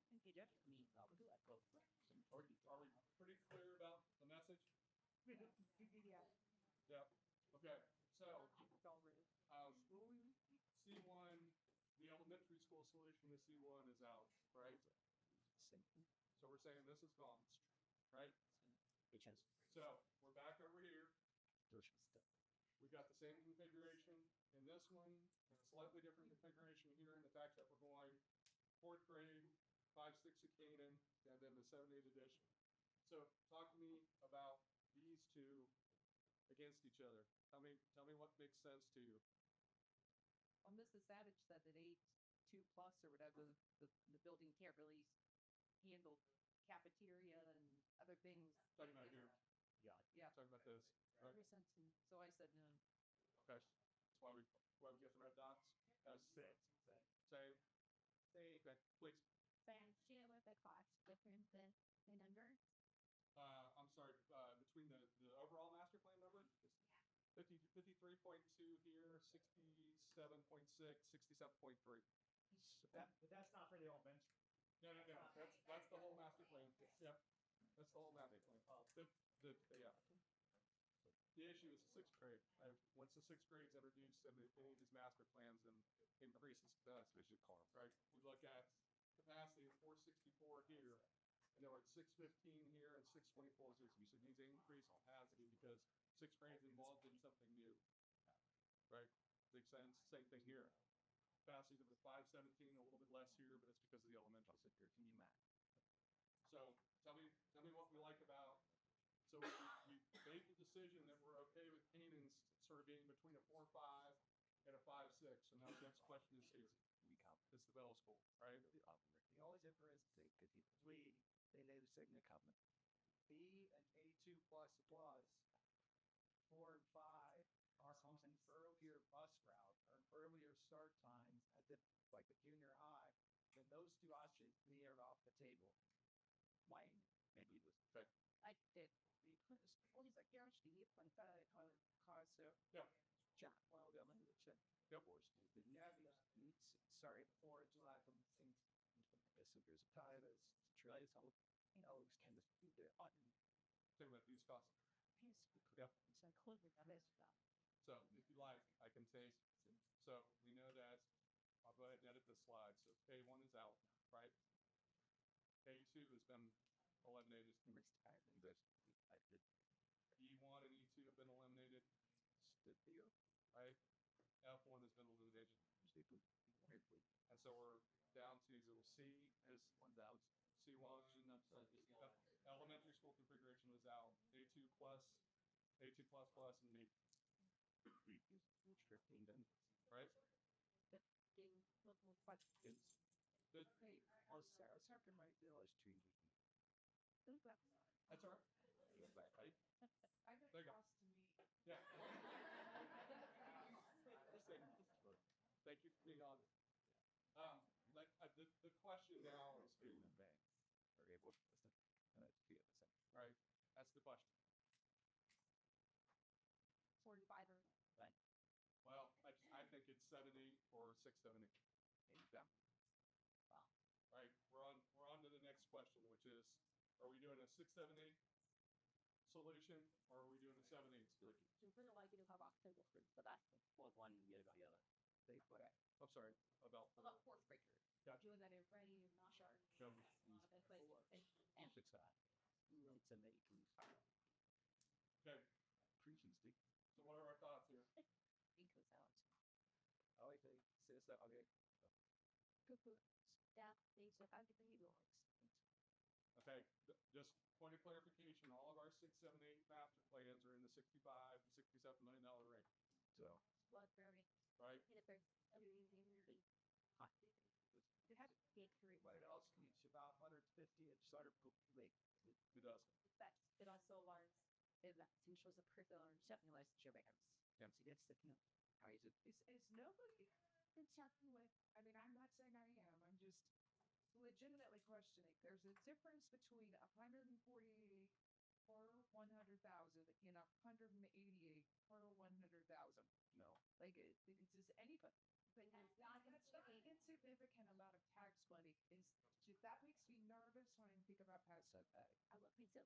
Now that video I'm saying is it's where they said nothing about that hockey to the lab to the job yard. It's people that got to how is that? Because it's not serious.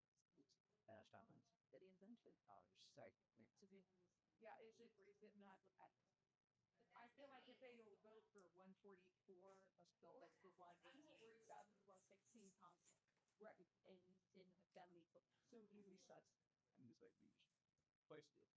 It's the thing about that. I was also thinking about pots. I'm thinking about numbers and configuration, and we were just talking about what I got a little heated about the drawing of the lines, the redistricting.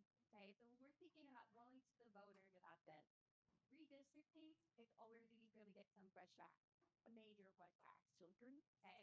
So if we go to them with a smaller number, And that's going to get less. I mean, if we have two things working against us, I'm a little nervous. Okay. If we have one, just the redistricting, say we got that good one. But if we got redistricting and the big number that people saying, what person to say, I'm in favor of the A plus. So you're saying because it None of these options were redistricted though. yeah, I also personally like the configuration.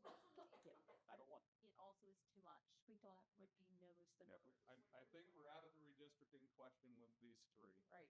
Right. Is everybody agreeing? Yeah. I think we're Eventually, don't you think we're going to count? yes. Yeah, I think in the next wave, we stay here, right? We're gonna redistrict with Darby Station, right? It's gonna happen, okay? The question is that next wave in 15 years? Is that next wave longer than that? That's just the question. That's it. No, but Right.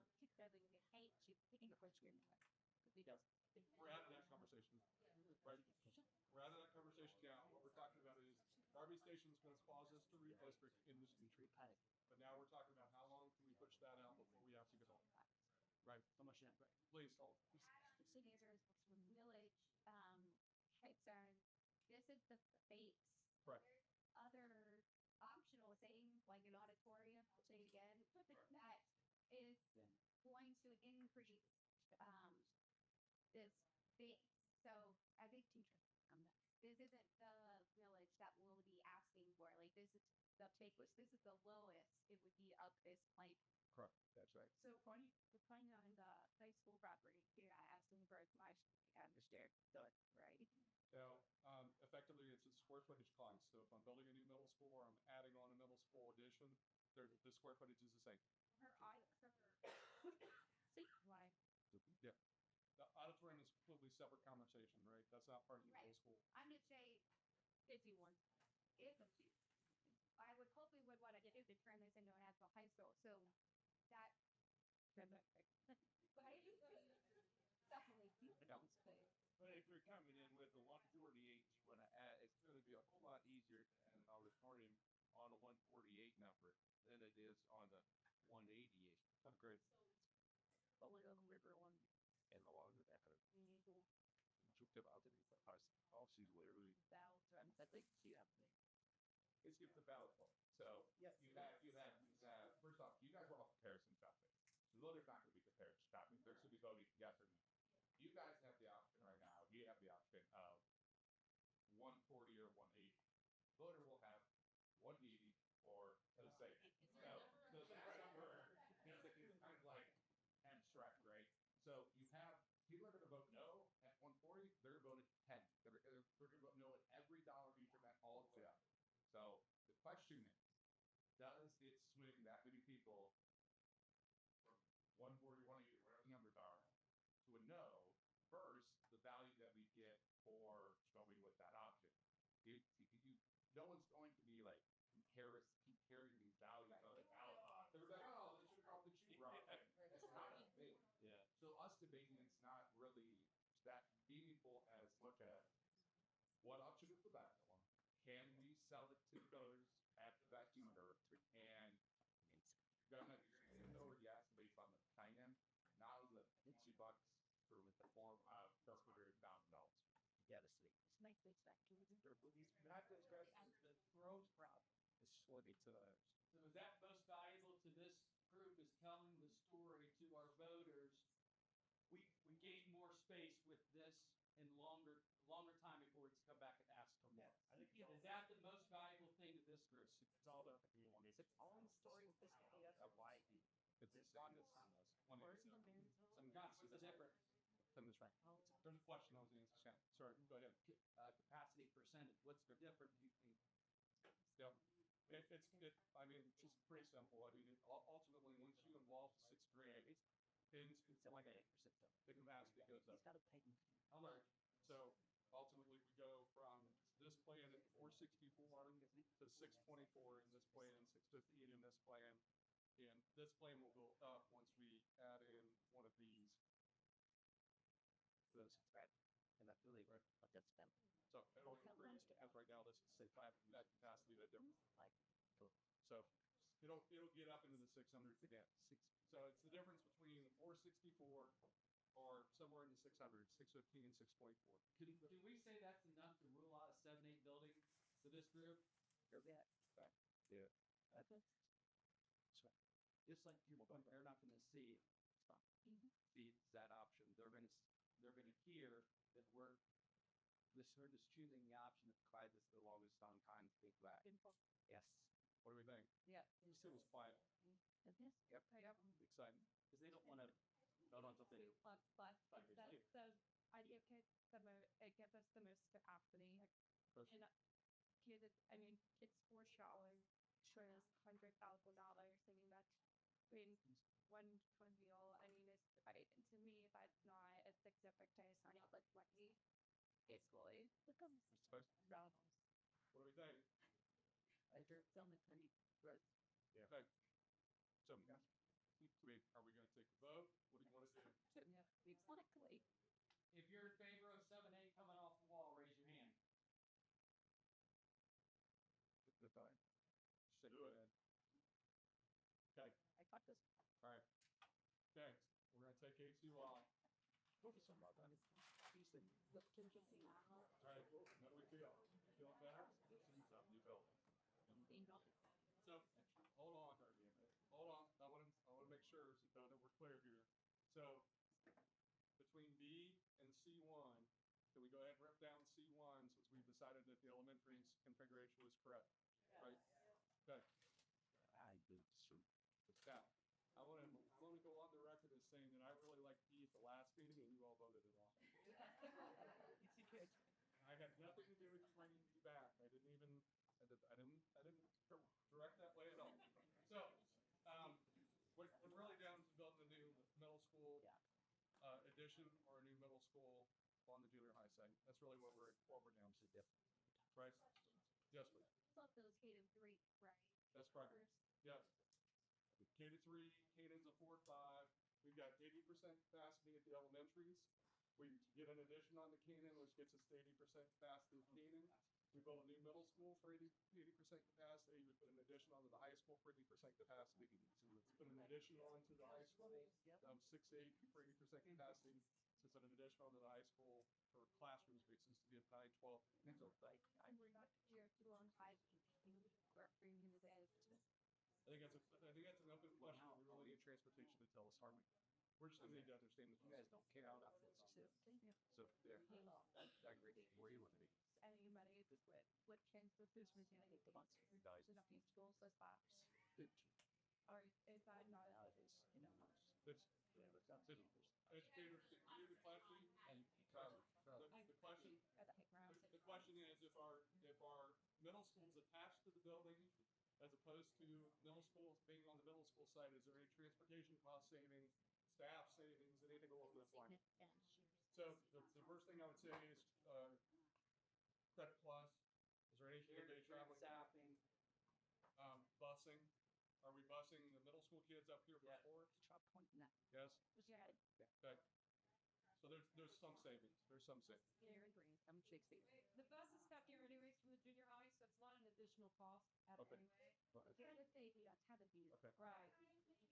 Try to get these kids back to pack. Even if it's on bus, today is not very bad. I have to think back. I think that you're fine. Basis show. I don't think they're really questions on by that. These kids are already sitting in school all day long, working like that. Art, what are you saying? Which of the two is campus? If they're campus, those kids that are here don't tend to sit here and do like train station stuff and then head over to a different school. Right. You know. Okay. Correct. Be worse. Too much stuff, okay? But I'm there. I have to do the one We should think with where she's up to it. What? So what other? It says though about like if we don't do anything over there, that gives us the space to do something right later. We're talking about the junior high site. Yeah. So let me make my pitch for the junior high site. That if we don't put a building on the junior high site, so if I eliminate these, I'll put this back on later. If we eliminate the junior high, if we take the middle school students off the junior high site, one of the things that we are considering is the possibility of cutting the building down. So potentially taking this was a classroom addition anyway. We were talking about the possibility of taking that off. The state will help me co-fund the demolition of that. We can abate the whole building with the state's help with a co-funded dollar. And then ultimately we would look at renovating the front classroom wing, potentially for district office and then for preschool. And then for the rest of the site, what I would recommend to the district is to consider the bus garage moving into this zone. So we take the wing off, we take this whole zone out, and make that the new transportation. If we don't do that, and what are you going to do for recommendations? The bus garage. It's totally for that guy. It's more of a challenge for sure. I mean, I think ultimately, Is it because you're trying to keep the athletics up more and less of challenge? Because the baseball will be No, I think if we build the new building here, more than likely we're going to end up taking over more of the site, and so then it becomes a question of, are we going to keep the building and do the same thing with district office and preschool?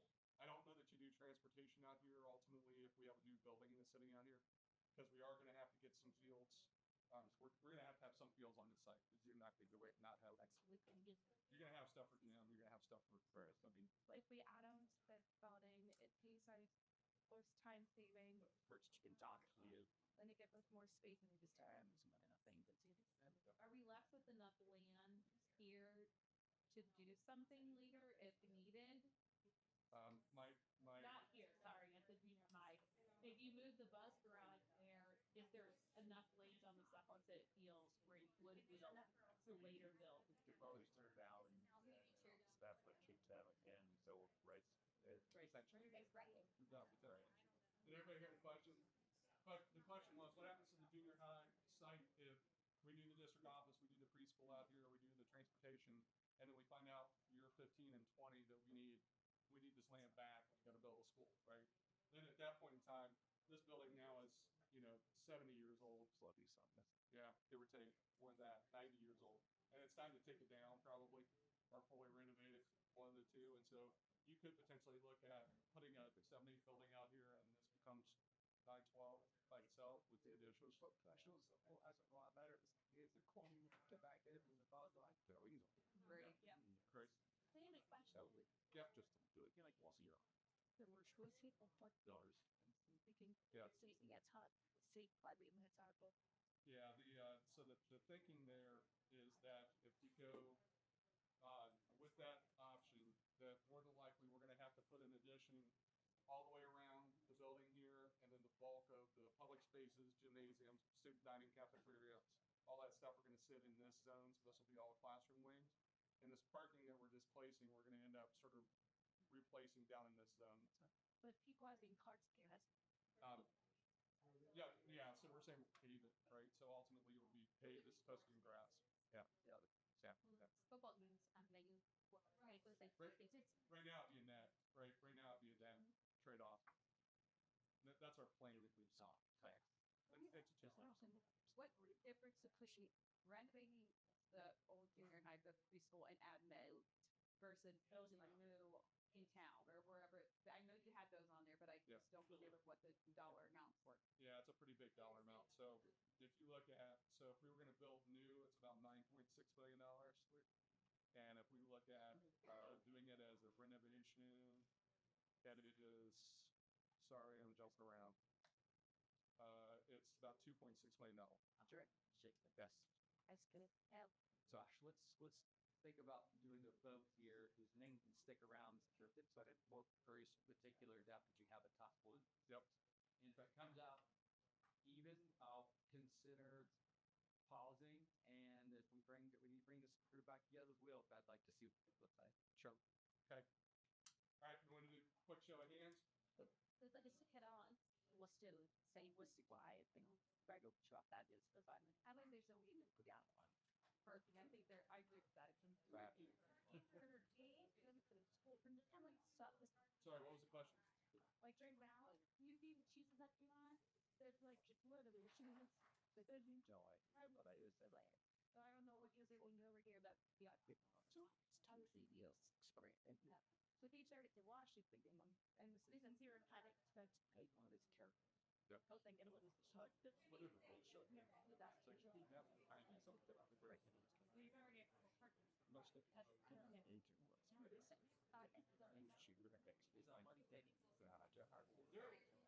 Is there a way for you to sell anybody who's skeptical and like this how it fuck? All right, I think we're getting our phones out for a final vote. Please, thanks for your thought. I was just gonna say, is there any way to get our phones out to assure people that might be skeptical of like it's gonna be crowded, it's actually you built buildings before you see that Yeah, so that would be not an issue. yeah, so what I would tell you is we have a number of school districts that have effectively a 612 campus. I'll give it you. It's like It's tight. I'm not gonna stand here and tell everybody that it's gonna be the easiest transition. Oh, that's right. Tough. You tell it like we're writing a piece to perfect the need to go very nice PM. That's all thanks. This is not gonna get nearly as many kids filling us out. We get to drop on Garrett's spot. All right, Gosh, is it this up? Yep, I am. So what I'd like to do is we've got the ability to do something that it's called poll everywhere, and it's effectively done with your phones. And so what I'm going to do is I'm going to ask you, the way that we've got this set up. So I got to bring the key back in. Hang on a second. The way that we've got this set up basically is it's 3 questions. It's really asking you about whether or not these are educationally fantastic, if they're community developed and supported, and if they're financially responsible. I mean, that's really the 3 sort of categories that we have that we would be asking you about. And so ultimately with your phones, you'll scan. If I can find the key, where did we go? Noah, where did you go? Like, It might not have done this. We had happened with it. I think I got it from this. Mine's come from. There it is. Hey, it's me. So we are A2++, we eliminated C, and we eliminated A2+. All right, so A2++ being content. So what we're going to do is, if you scan this QR code with your phones, and give me 1 second because I'll worry about hitting the slideshow. This should bring up poll everywhere, and as soon as I go to the next slide, the poll will start. But effectively, what we're going to ask you is, for each one of these plans, do you think that they're, again, community development supported, financial responsible, educationally fantastic. The other thing that we're going to talk about with each one of these is, there's still that opportunity for us to go back and touch each of the buildings, right? So we talked about the fact that Monroe and Plain City, if we're not putting additions onto those buildings, can we go back in and renovate a section of the building that would allow us to do some support space, provide some more extended learning areas, provide some more ultimately space that special needs and small group pull out, all of the kinds of things that we discussed as part of educational vision. So I'm going to make sure that we can still accommodate those with each one of the plans, and that's still a possibility. Okay. All right. Is everybody ready to go? Yeah. Yes. Did it come up for everybody? Yes. Yep. Yeah. But on pizza, it's important stuff. Did you know that the pizza came from the bowling alley? Okay.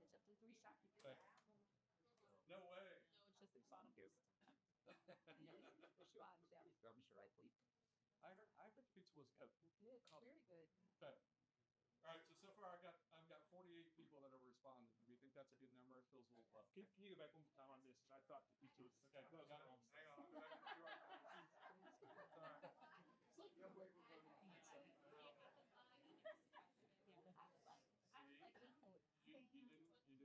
instructions. You didn't like the instructions. Like, Okay. Now, the folks that are asking the question of why we do the pizza, that's so I can figure out how many people there are in the room. That's it. It's a control question. Okay.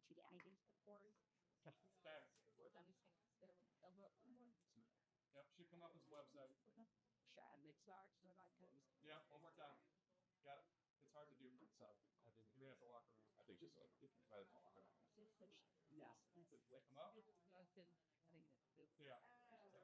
They won't go to the next slide until I get there. So you with me? No, this is so complicated. Yes. Okay. All right. This is better. All right. We're at 56. Got this. All right. Everybody out?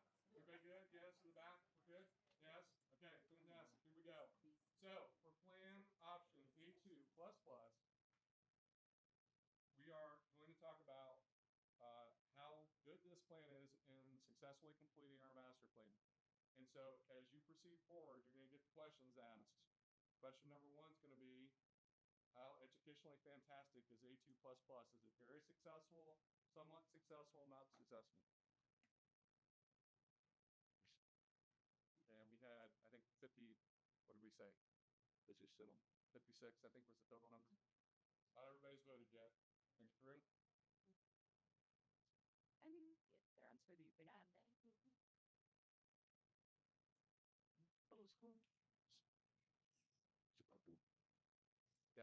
you know, this is large the whole time. 50%. Now I'm 50, as you say, 3s, we're almost there. Everybody in? So, Yes? Anyway, Before that, that's China. Meanwhile, that might have its promotion. It can put Finland's what book is that? the habit. Yes, it's still in Australia. Anybody still waiting? It's petty. Yeah. No or no. I've got 54. 3 didn't make it in. Are we good? Think everybody's voted? Yes? Okay. No, neither isn't. Yep. Okay. All right. Next up. Financially responsible. You guys have already filled this one out. Good job. Everybody's good? Oh, what shoes? Yeah, if you hit the next button at the top, it'll take you to the lead solution. Oh, there's new stuff. No, no. You can change it, go back. Fun. There is something. 2, 4, about the same. Not. Yep. Tell us. So make sure you one. Center. Why do you thought? Okay, are we down with financially responsible? Yes? All right, moving on to the next one. How about community development supported? How do we do in this team helping to put these plans together? Coming. Right.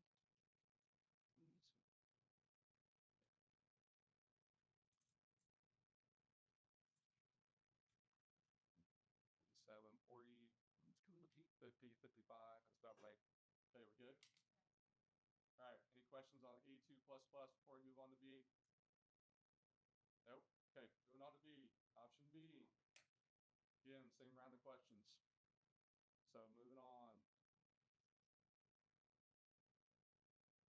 How well do we do on educationally fantastic for option B?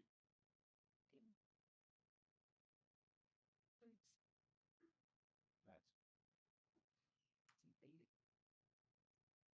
Maybe like cars. Really special. Nope. 43, 50. Have a time more.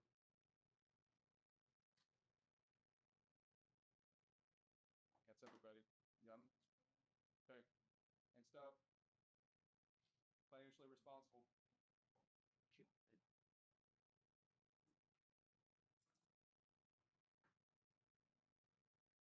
a bit like 32, 44, 53. It's almost there. Oh, got a couple more. Anybody? think of one. Okay, this I said well. Doug? All right, next up. Community development supported. And then How did we do on option B?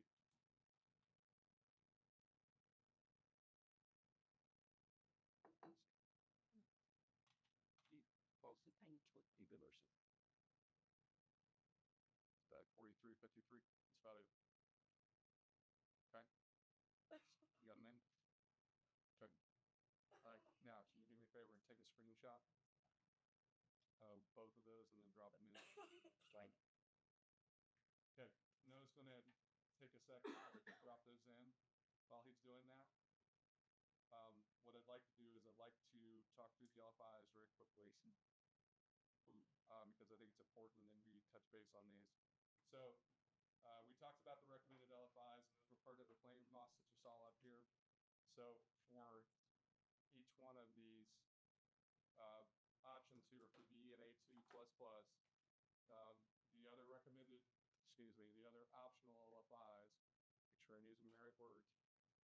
We considered the possibility of an 800-seat auditorium that could be added onto the high school. We've considered obviously a new bus garage. Talked about the new district office, preschool, and gym of that being a standalone facility. So we put the required renovation of the junior high to make district office and preschool work.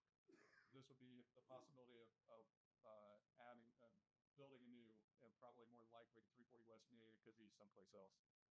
But ultimately, that was the initial thought. And then the last three are interventions at each one of the buildings.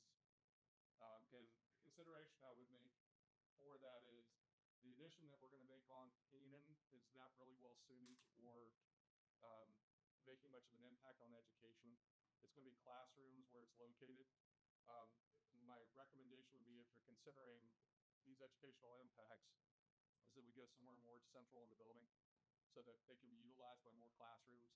Because you think about where we're adding on in Canaan, we're all the way at the edge of the building. We're not sort of central. So when we think about support spaces and those kinds of things. So I was thinking about those for all three of the elementary / intermediate middle school buildings. The new middle school, we can plan that in, regardless of if it's an addition or a standalone. And then obviously classrooms we're putting on the high school, we can do something pretty impactful with those. So are there questions about the LFIs before we go to the survey responses? Thoughts, questions, concerns? When we don't have on here, what is the theater renovate the junior high turn it into? We do, that is included as part of the Got it. required LFIs. Got it. So that was here. Yep. Right. That was included in the required LFIs for all the plans. So everybody already had that built in. Awesome. So is the 9.6 in addition to 2.6, or does that include the 2.6? No, it would be in addition to. And Yep. Now you got those in. Okay. Are you ready to see the results? Get through the facts. Yeah.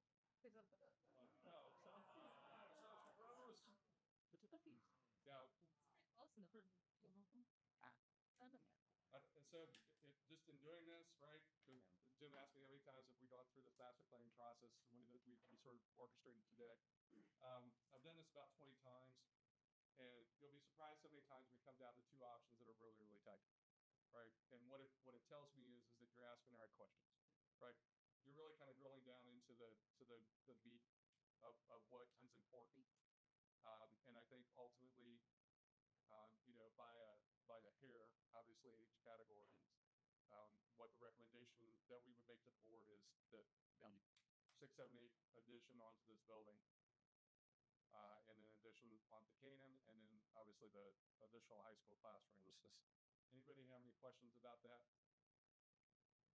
Is everybody comfortable with the fact that we're going to make that recommendation? Please. I just said it. I'm comfortable. I'm not. People shaking their fists again. I'm a junior high teacher, and I didn't know about the junior high teacher. We were at questions like the square footage and the plan kind of really doesn't change no matter with us. Okay, so I guess Yeah, you're not the same amount of limiting. square footage. You're not limiting options by building. Okay, No, not at all. good. No. With me, I also wanted to know that. The square footage is exactly the same. We really did that intentionally from a plating standpoint, so we're comparing apples to apples. We're not going to take.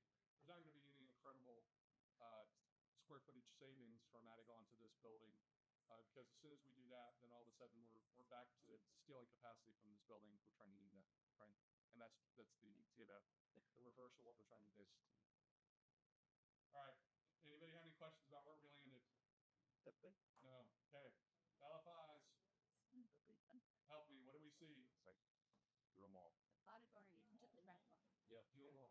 Well, we don't need the district preschool gym option if the renovation of this is baked into the other one. Like, I agree. we could take that completely out. Yes, I agree. Did everybody hear that?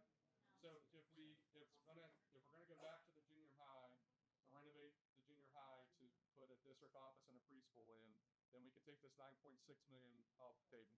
Is everybody in agreement with doing that? Yep. Yes. No. Yep. Okay, I heard that. Yes. Pretty wonderful. Okay. How about let's do the easy one. So if I'm building an addition on to the high school and I'm not doing work down at the junior high, the only issue that I've got with the stadium is effectively we need to take the grandstand and the light poles down. They're probably not, they're past their useful life. Wait, because we keep that as like a practice. Yes. Yeah, exactly. So it's just no longer a spectator space. Exactly. Yep. So I recommend we keep that one in. How do What's we that feel about building? the interventions at the elementary schools? What's Yes, that building to the required? It was on any of the ones where we were actually at the junior high site. So if we're saying we're not at the junior high site, then I gotta include it back in. Yeah. It goes on. What do we think about the educational interventions? That's Yes? Are we all in agreement on yes? Okay, one gentleman has his hand up. I don't name any sweater, but it's one of those bits. Yeah, so ultimately what we would do is we would go into Monroe, Plain City, and Canaan, and ultimately take a summer and probably do some sort of renovations of a couple of classrooms, maybe 2 or 3 classrooms, take them over, knock out some walls, create some flexible space, create some educational extended learning space, those kinds of things, so that we have some of the educational visioning outcomes sort of in that baked into the building, so that each of the buildings feels like they, obviously have some, were impacted by this master plan process. Yes. Okay. New bus garage. Yeah, I just got a question. Yeah. How big is this thing for $6.5 million? So it's about 3 to 4 days of a new bus garage plus office for square footage, but I don't have that off the top of the head.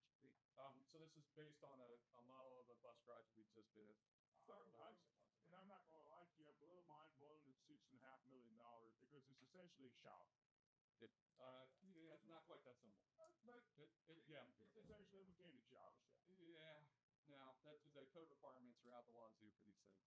There's all kinds of exhaust and all kinds of code requirements, plus the oil separators and guides. But that's a standard high-tech mechanic shop. Yeah. I'm looking at $6.5 million going, I just built a 15,000 square foot shop here that is loaded for under $1 million. So let me see it. Let's see it. So the other piece to this too, then and again, not knowing the site work of what you did, right. We're also putting in obviously parking for at least 26 buses, probably 30. Which I put in parking for about 30 semis. Yeah, perfect. Yeah. I know we did some of the work ourselves. I do all that. I'm just curious on the size of the system because $6.5 million is a shit. That made me suck in the mill. I don't think it's anywhere near 50,000 square feet. I will tell you, I've tried some good bus garages for like $2 to $3 million range, and they haven't become any events in that range for about 4 years. Not right at the same time. Yeah. Maybe we'll space. I think we're gonna need 2 bus runs. I think that's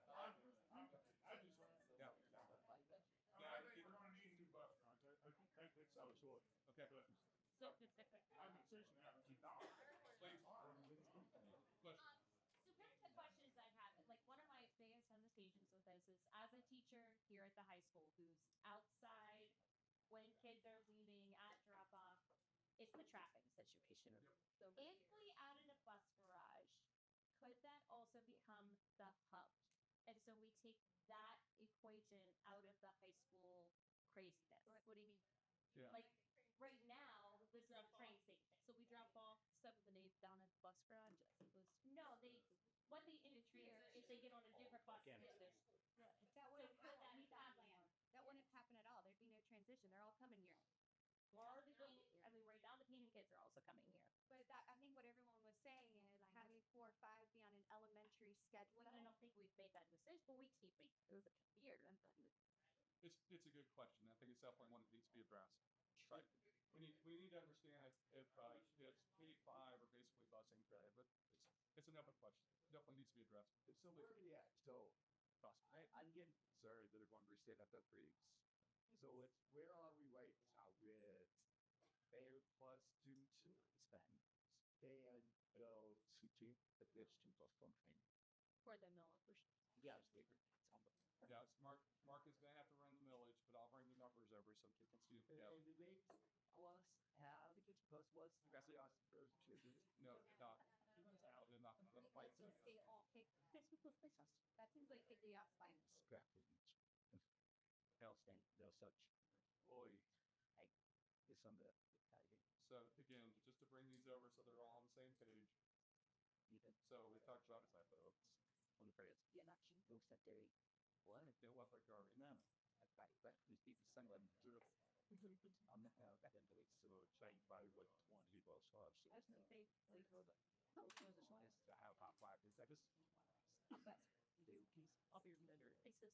It's an odd job of the truth. There are bombs that they say the clothing girls single like clothing gray shot back. Doesn't job if you got it booster that thing got now I did I drop back it goes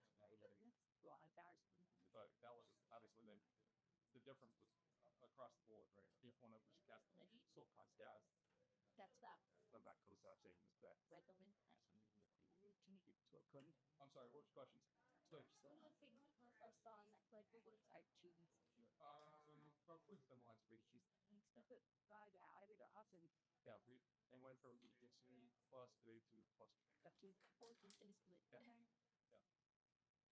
So ultimately, right, the option A2 plus is 67.3 million. We've talked about these lower categories here. So the big question is bus garage and auditorium. That puts it where it's 70 million. Yes. What are we doing with the bus garage space at Phoenix if we build this? That is how the game for.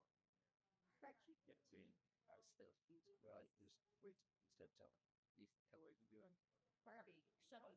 See, it's I.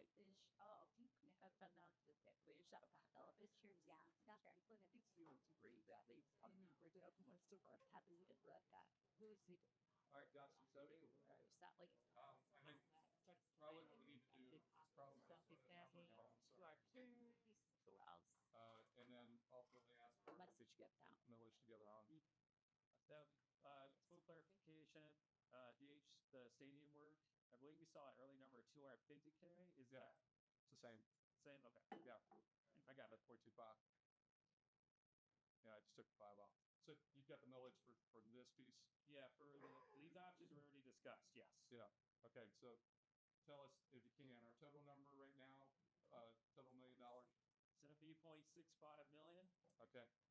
and we're talking 5.62 mils, comes out to 196.70 per 100,000 value. Okay. Okay. And that does not include the bus garage, does not include the auditorium. Does not include those two. Okay. All right. What do we think? I'm gonna do that.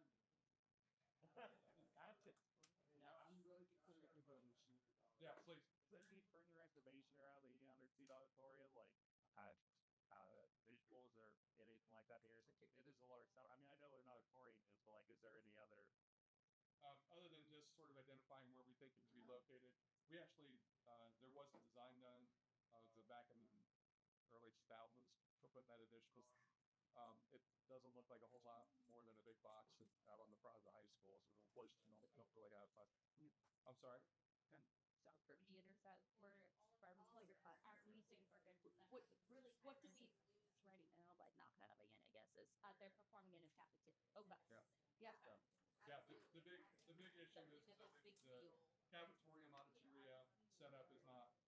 It's not a performing space. Sounds hard, especially. Yeah. It's like a junior high. Girls we play. So, what are our thoughts? Is there? Let me ask you this: is there in anybody's mind? Is there magic behind being under $200 per 100,000? It's good. It's not good. Like $1.99. It's just like You just have like good shoes. What do we think as far as the police? Are we set on? And again, I apologize for regressing here, but are we set on that's the only one we recommend to the board? Well, is there an option to recommend both? Then blame them. Blame us. I'm kidding. But I'll be honest with you, as a high school principal, I have serious reservations about the logistics of something like that. There's a lot of building management, and I think the junior high principal would agree with me. There's a lot of logistics and management of the building that would concern. I feel like we need a little time to process the logistics that would go into that, other than this forum of an hour now going on 3 hours out. That was new information, and just trying to process what that would look like to effectively say to people in this room and our taxpayers. Because I know what the bus, like I know it's pickup line operation. I know what the pickup line looks like at our school now, compared to what it would look like with us and the junior high. I mean, we're talking about putting 7 grade levels here. So I think there's a lot of just a lot of concern with what that management would look like. But Josh, you need to get into like the next steps. Yeah. Assuming the bonds approved, I'm used to sellers and all that, not fantasies, but the design phase, build phase. But I think some of these concerns can be addressed. Yeah. You know, once we actually get into the nitty-gritty of the actual design of the facility. Yeah. So to put a point on what Mark's asking, so effectively next steps would be we make the recommendation to the board. The board would authorize Mark to proceed forward with putting together the language that would be ultimately on the ballot, working with county auditor to set the millage, all those kinds of things.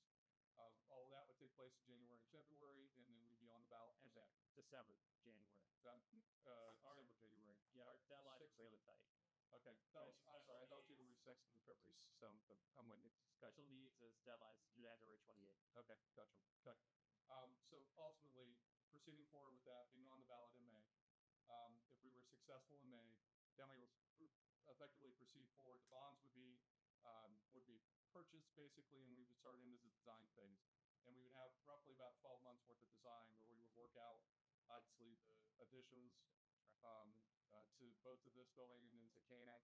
We would work out the invitational visioning interventions at each of the buildings and figure out the design on each of that and budget all of that. And from that standpoint, what's going to happen is all kinds of pieces of information are going to have to go into that, including a traffic impact study, right, which would have to be done with including the engineer, talking to the village, talking to ODOT, and talking about all the impacts of making this move that we're talking about. And then we would also go into design to talk about how the building could be organized, right, to mitigate some of what we're discussing, which is how do we isolate the 6th, 7th, 8th grades from the high school? What are the ways that we isolate or separate the buildings so that they can both be successful on their own? And then also looking at that from a site standpoint, right? How do we provide 2 drop-off points? What does bus circulation look like? How do we separate all the traffics? That's always the biggest one.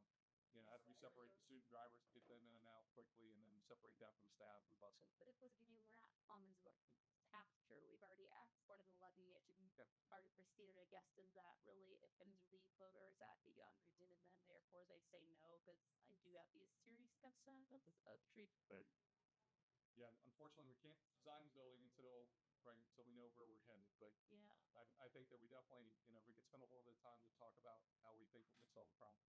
When you go into like the one like ODOT, all that, do they have the capacity to say no, like this won't work, or No, they're gonna set boundaries for how to solve the problem. okay, so it's kind of yes or no, like here's what you can do. Yeah, they're gonna help us with recommendations. So thank us for some of this. Traffic, see, Alder came right after me. The traffic impact study is going to tell us what improvements need to be made in order to make these things successful. That's going to include both on-campus improvements and state route improvements. So a lot of those things part of the design process. Yep. So I know that there's an appetite, obviously, to have the auditorium be included in the project. I know there's appetite for the bus garage. Is there appetite though for the dollar amount? That's really what it boils down to. Just parking And so automotive. Oh, no, and for bidding that levy does not then you can What's the total millage all in? Just like what's the price? No. 12.5. Mark's working on it right now. Let's split that. If it's in there and it doesn't add for like, I mean, that might be the next step to take it out. Just the time. Always a possibility. I think that's a little bit of a challenge. I would just say, thinking about even if I'm a campaign committee for X is out there and so on. Right. Well, I know. Well, I definitely don't think that would be granted to everything. Right, specific force, so that we can see that. But right, visiting, probably was like, give that a stick. Mark's running the millage. It still could be. It was nice. All in, Yep. Ginny Knight, Stallion 150. Okay. Village 7.09. We're talking 248.15 for cost per 100,000. What is it? We're 248.15. For what? If we're doing it. If you put full counting. Yep. That'll let you fast. There you go. It's been something. Here we go. Yeah, and just Joe. I don't think he's jealous of such. Yes, please. Necessary. Doesn't care. It's good. Just because the option is back on. And then, Still, but I'm about to. yeah, correct. Yeah, so there was a question about what happens if we don't pass it today. We have the opportunity to go back on and do a record report. Right. It's up to the board. Obviously, the board makes a decision whether or not to proceed forward. What kind of going after the whole thing? I don't know. It's on 5 minutes. All right. Who likes 248? Just tell yourself the line. What I get to. It's never cheaper. Oh, that's true. It's cheaper. It's on sale, that's why it's on sale. Yep. That's good. That's right. Dude, like, Mate. This is the challenge. That will cook. yes. $190. Get one. I don't treat your rice. That's good. That all like or average. Which is the best around. Look, the film's about $40,000 in the sauce. They do it out of 12. So can you just have like the 200 strip it? 400,000. They would Swiss style. So Okay, that was the last people. yeah, no, so it's great. I'll give you that. A sweat of vegetables. Listen to things in life or Yeah. that. It's not that thing. Oh, the cow. Yeah.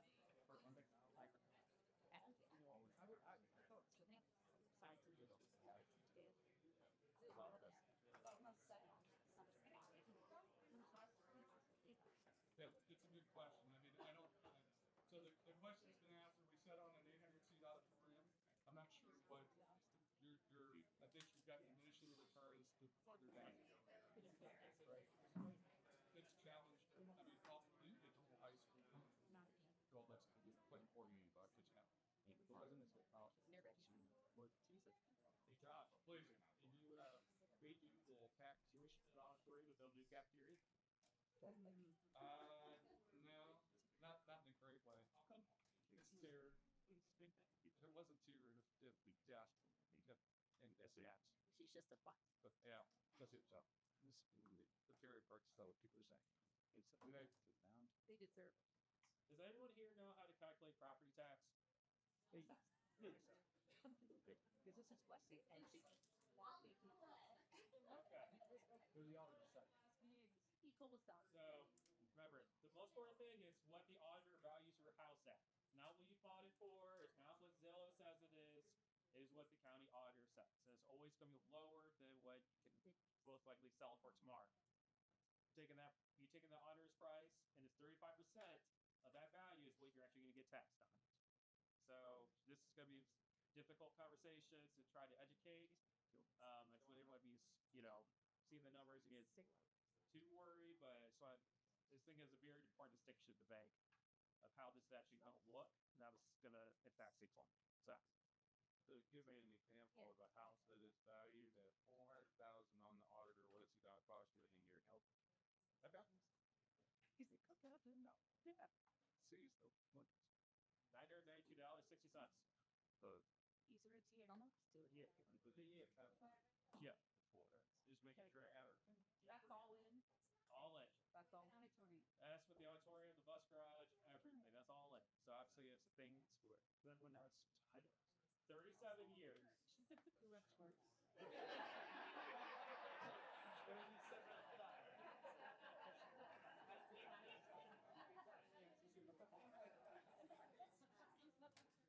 positively. All right. Any help? You gotta tell me what I need to take before. All of it. Take it all. All of it. Take it all. All. You can communicate that just the way you did it there because Carolyn is one of them. She was saying that differently. I feel like everyone was like worried about passing it, and then when we have a different piece of information about what it actually will be that I'm physically paying, then we were all like, give it all. You know, I think the way in which we actually communicate what the actual dollar amount is that someone's going to pay is going to be significant because all of us were saying no, and then in a matter of a sentence, we're all like, give it all. What else do we want to put in there? You know? I feel like, and if it is rejected narrowly or something, there's $12 million. You can have a different number, and then it's like, well, now I don't know. You have a little bit of a pause now. Is it a dangerous game though of saying, are you managing your Here's the problem if it goes down. So if we vote and it goes down, we have our income tax the very next year. So 2026, we have to have that income tax back because that's our operating money. We can't jeopardize that. That's why we're trying to do this now at 25 so that we're not forward to the voters for both things. It'll be really hard to pass two of those, this 2025 and 2026. Are we just doing a renewal? A renewal. Yes, we're just doing a renewal. Let's tell you, it's going to be really tough to pass full events and Are we under 200 without the auditorium and the garage? yeah, the quad thing. That's good. I think it should be good ballot. Quite as though we're just to go in Dallas, like bring that point of something versus saying what I see those very around with. It's But you have to be transparent with the voters. Oh yeah, I mean, it's what it is, but I think I need to know what it is. Right, you can say $400,000 would be approximately. That's gonna make them go yes or no by just see. Right. And remember that there will be some folks that aren't in favor of this, so put out there was been a church. Yes. But Yeah. so we have to emphasize those very clear. The difference is we have all been able to listen and be a behavior track, which is fine. 200 versus 250 doesn't matter much to me, but 198 is like going to pocket wise, smack the voter in the face, but as hard as 250 is. So it's just my long and the short story. Would a $12 million auditorium change your point from an A2 plus bus to a B? No, I'm sorry. Or C, whatever it was, because the other one was a lot cheaper. No, they're just like, I'm sorry, whichever one it was. The other one, A2 plus. A2 plus, they're not shipping on such a guy. I'm sorry. I'm just. everything. There was the different Alder reading debate. It was like the big key. Hey, let me interject here for a second because I feel like we're spinning our wheels on a few things. Ms. Baker made a comment about how we communicate, and Lark has communicated something and brought some light to what we're trying to figure out. I think what I need to do to determine if we're making a decision and taking it to the board, or if we're going to pause and we need to process this a little bit to see, because it's so split. We spent 3 hours working together as a group, coming down to 2 winners. Do I have 50% of the room walking out feeling like they lost something and aren't going to support it? I need to know that.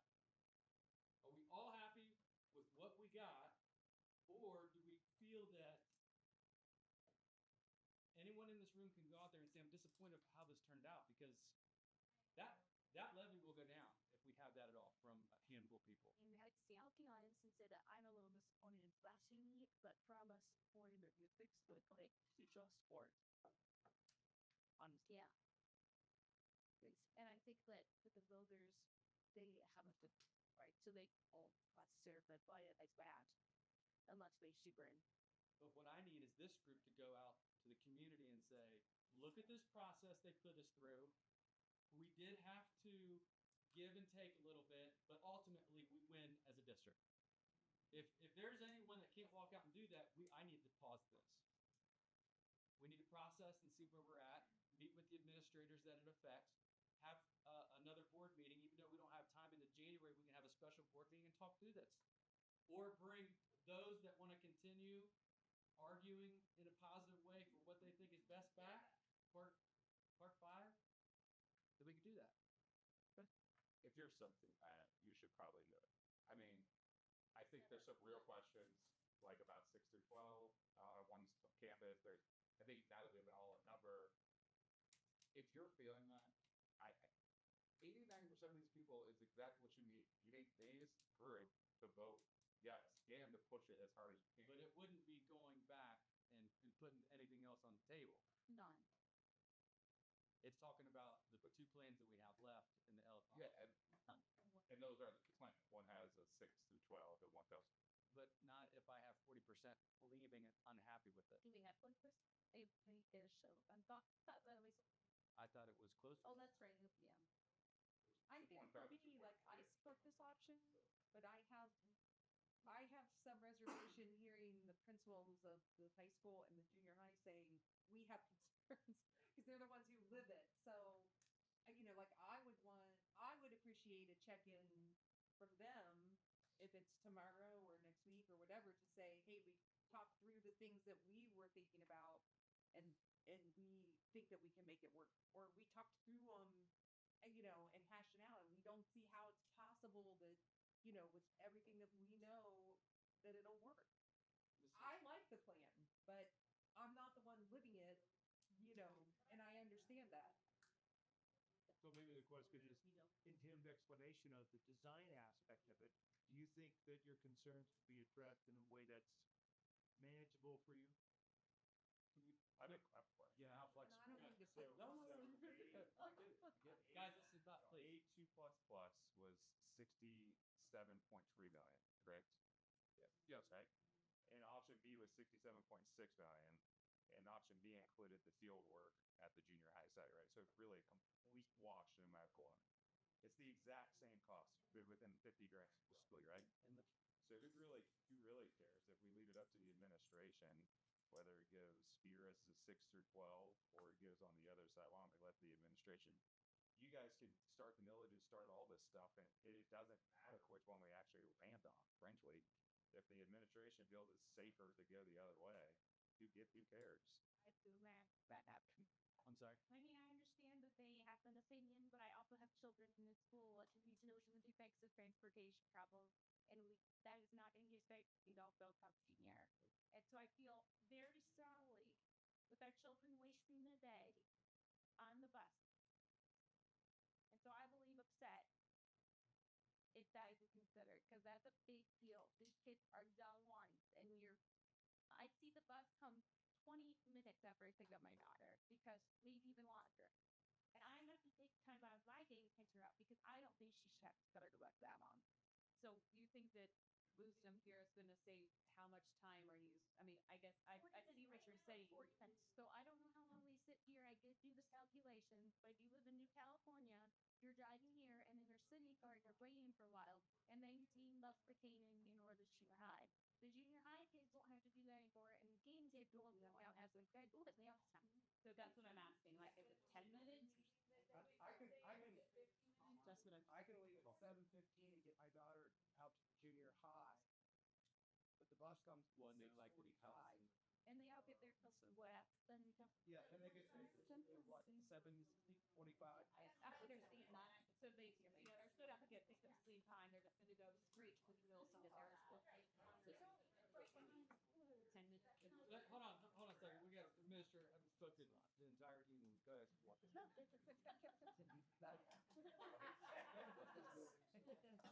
Possibility to brainstorm, because right now we're trying to solve the transportation situation out of the existing model. There's possibility there's a big problem to solve there is to rethink housing development.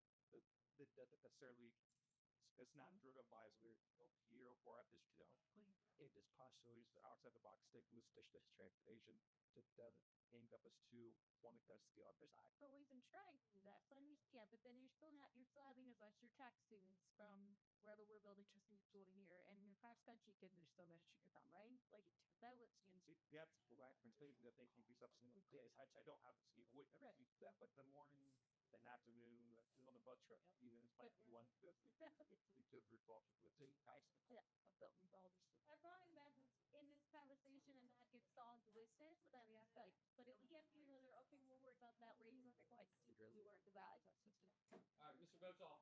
Just one more thing. Ideally, we want to build the perfect school. But we do not have the information right now to really do that. I mean, what we're trying to do is build the best thing possible right now. And there's a lot of issues going on to work out that we can't work out right now. We just don't know. So let's do the best that we can right now. We'll work on that. That's an issue. Okay. There's a lot of issues at the high school. We're going to have to work out.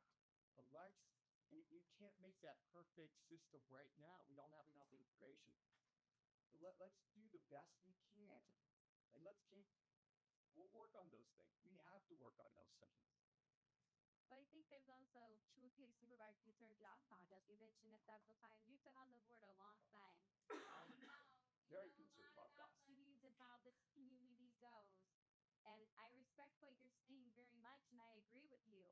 I'm not comfortable with the number of what we've chosen because I'm also not really wild about the configuration and the combination of those two things.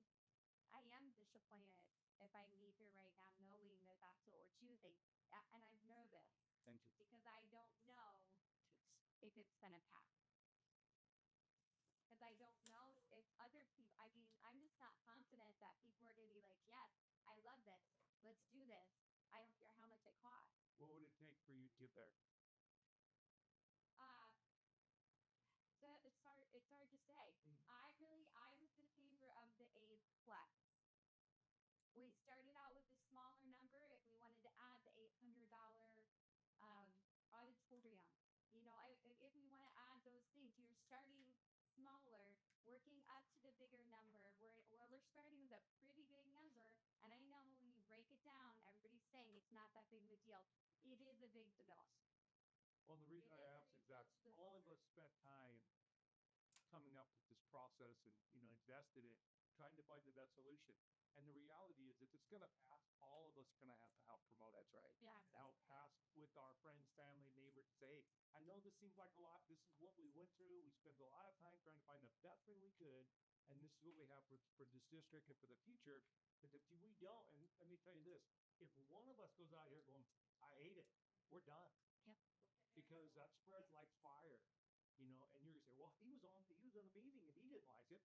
So you gotta have buy-in from everybody in this room in order to make this thing fly. I agree, and that's why I'm saying we've heard from somebody who's been on the board a really long time who seems to have a little bit of reservation about the cost.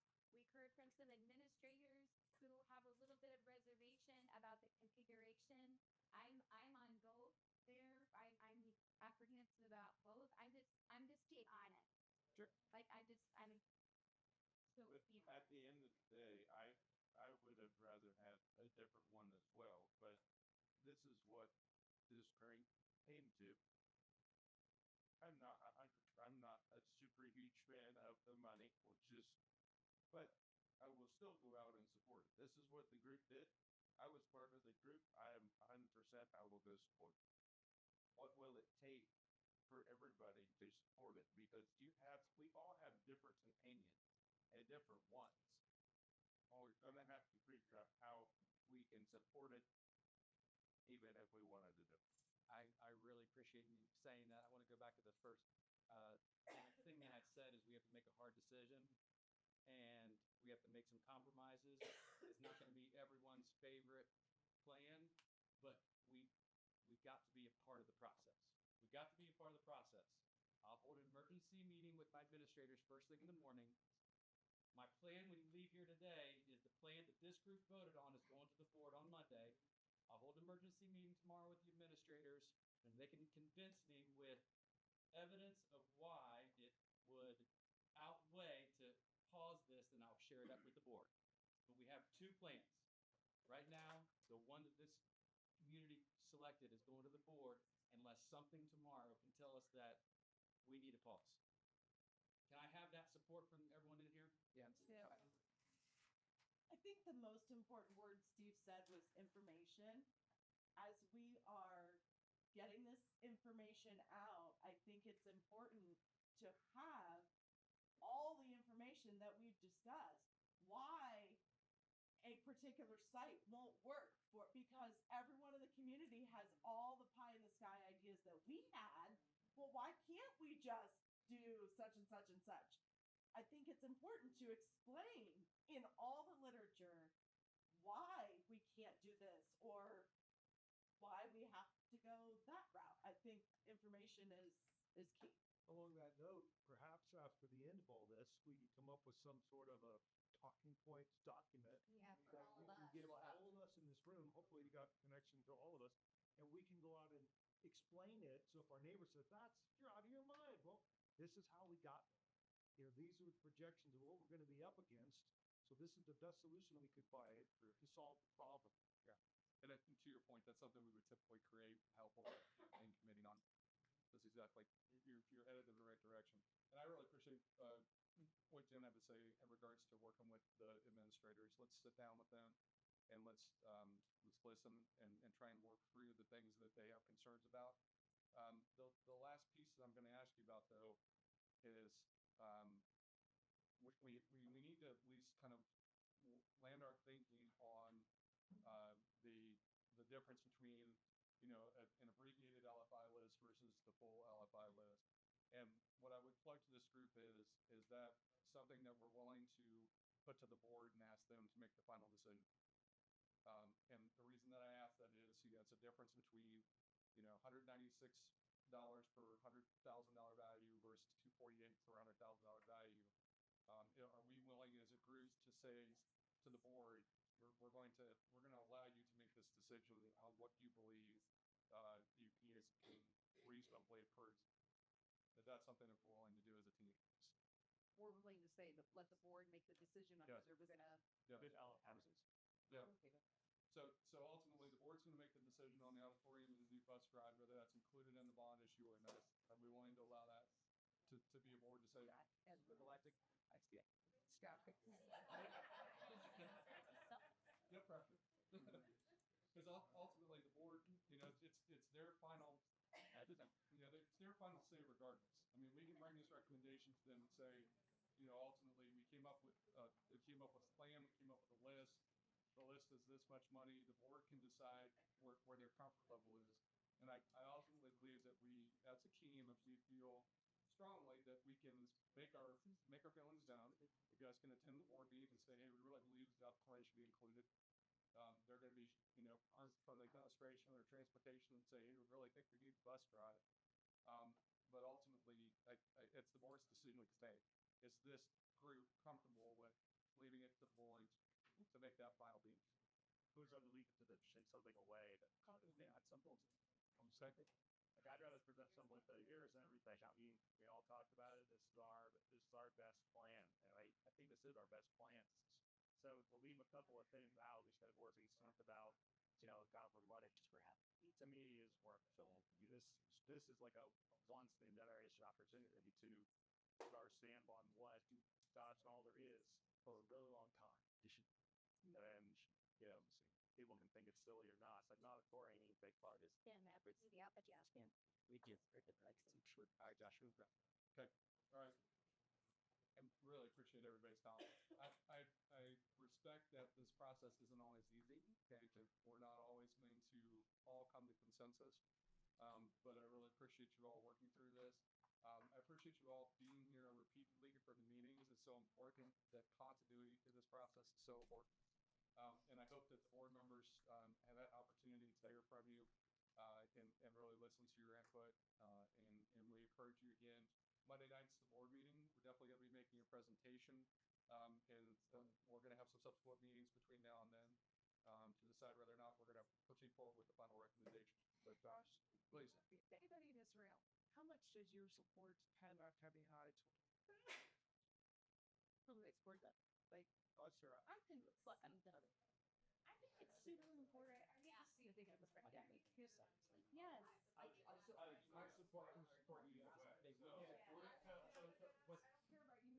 So how many other people? There's going to be people that vote for it. Absolutely.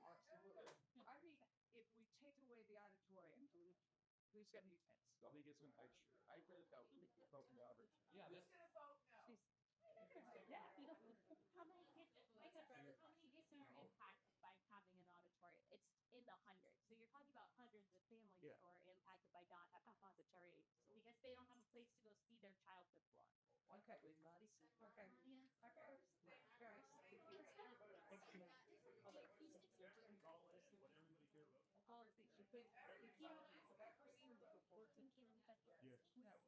everyone's walking out of here supporting our plans. We're going to leave it into the board if they want to back anything up. Yes?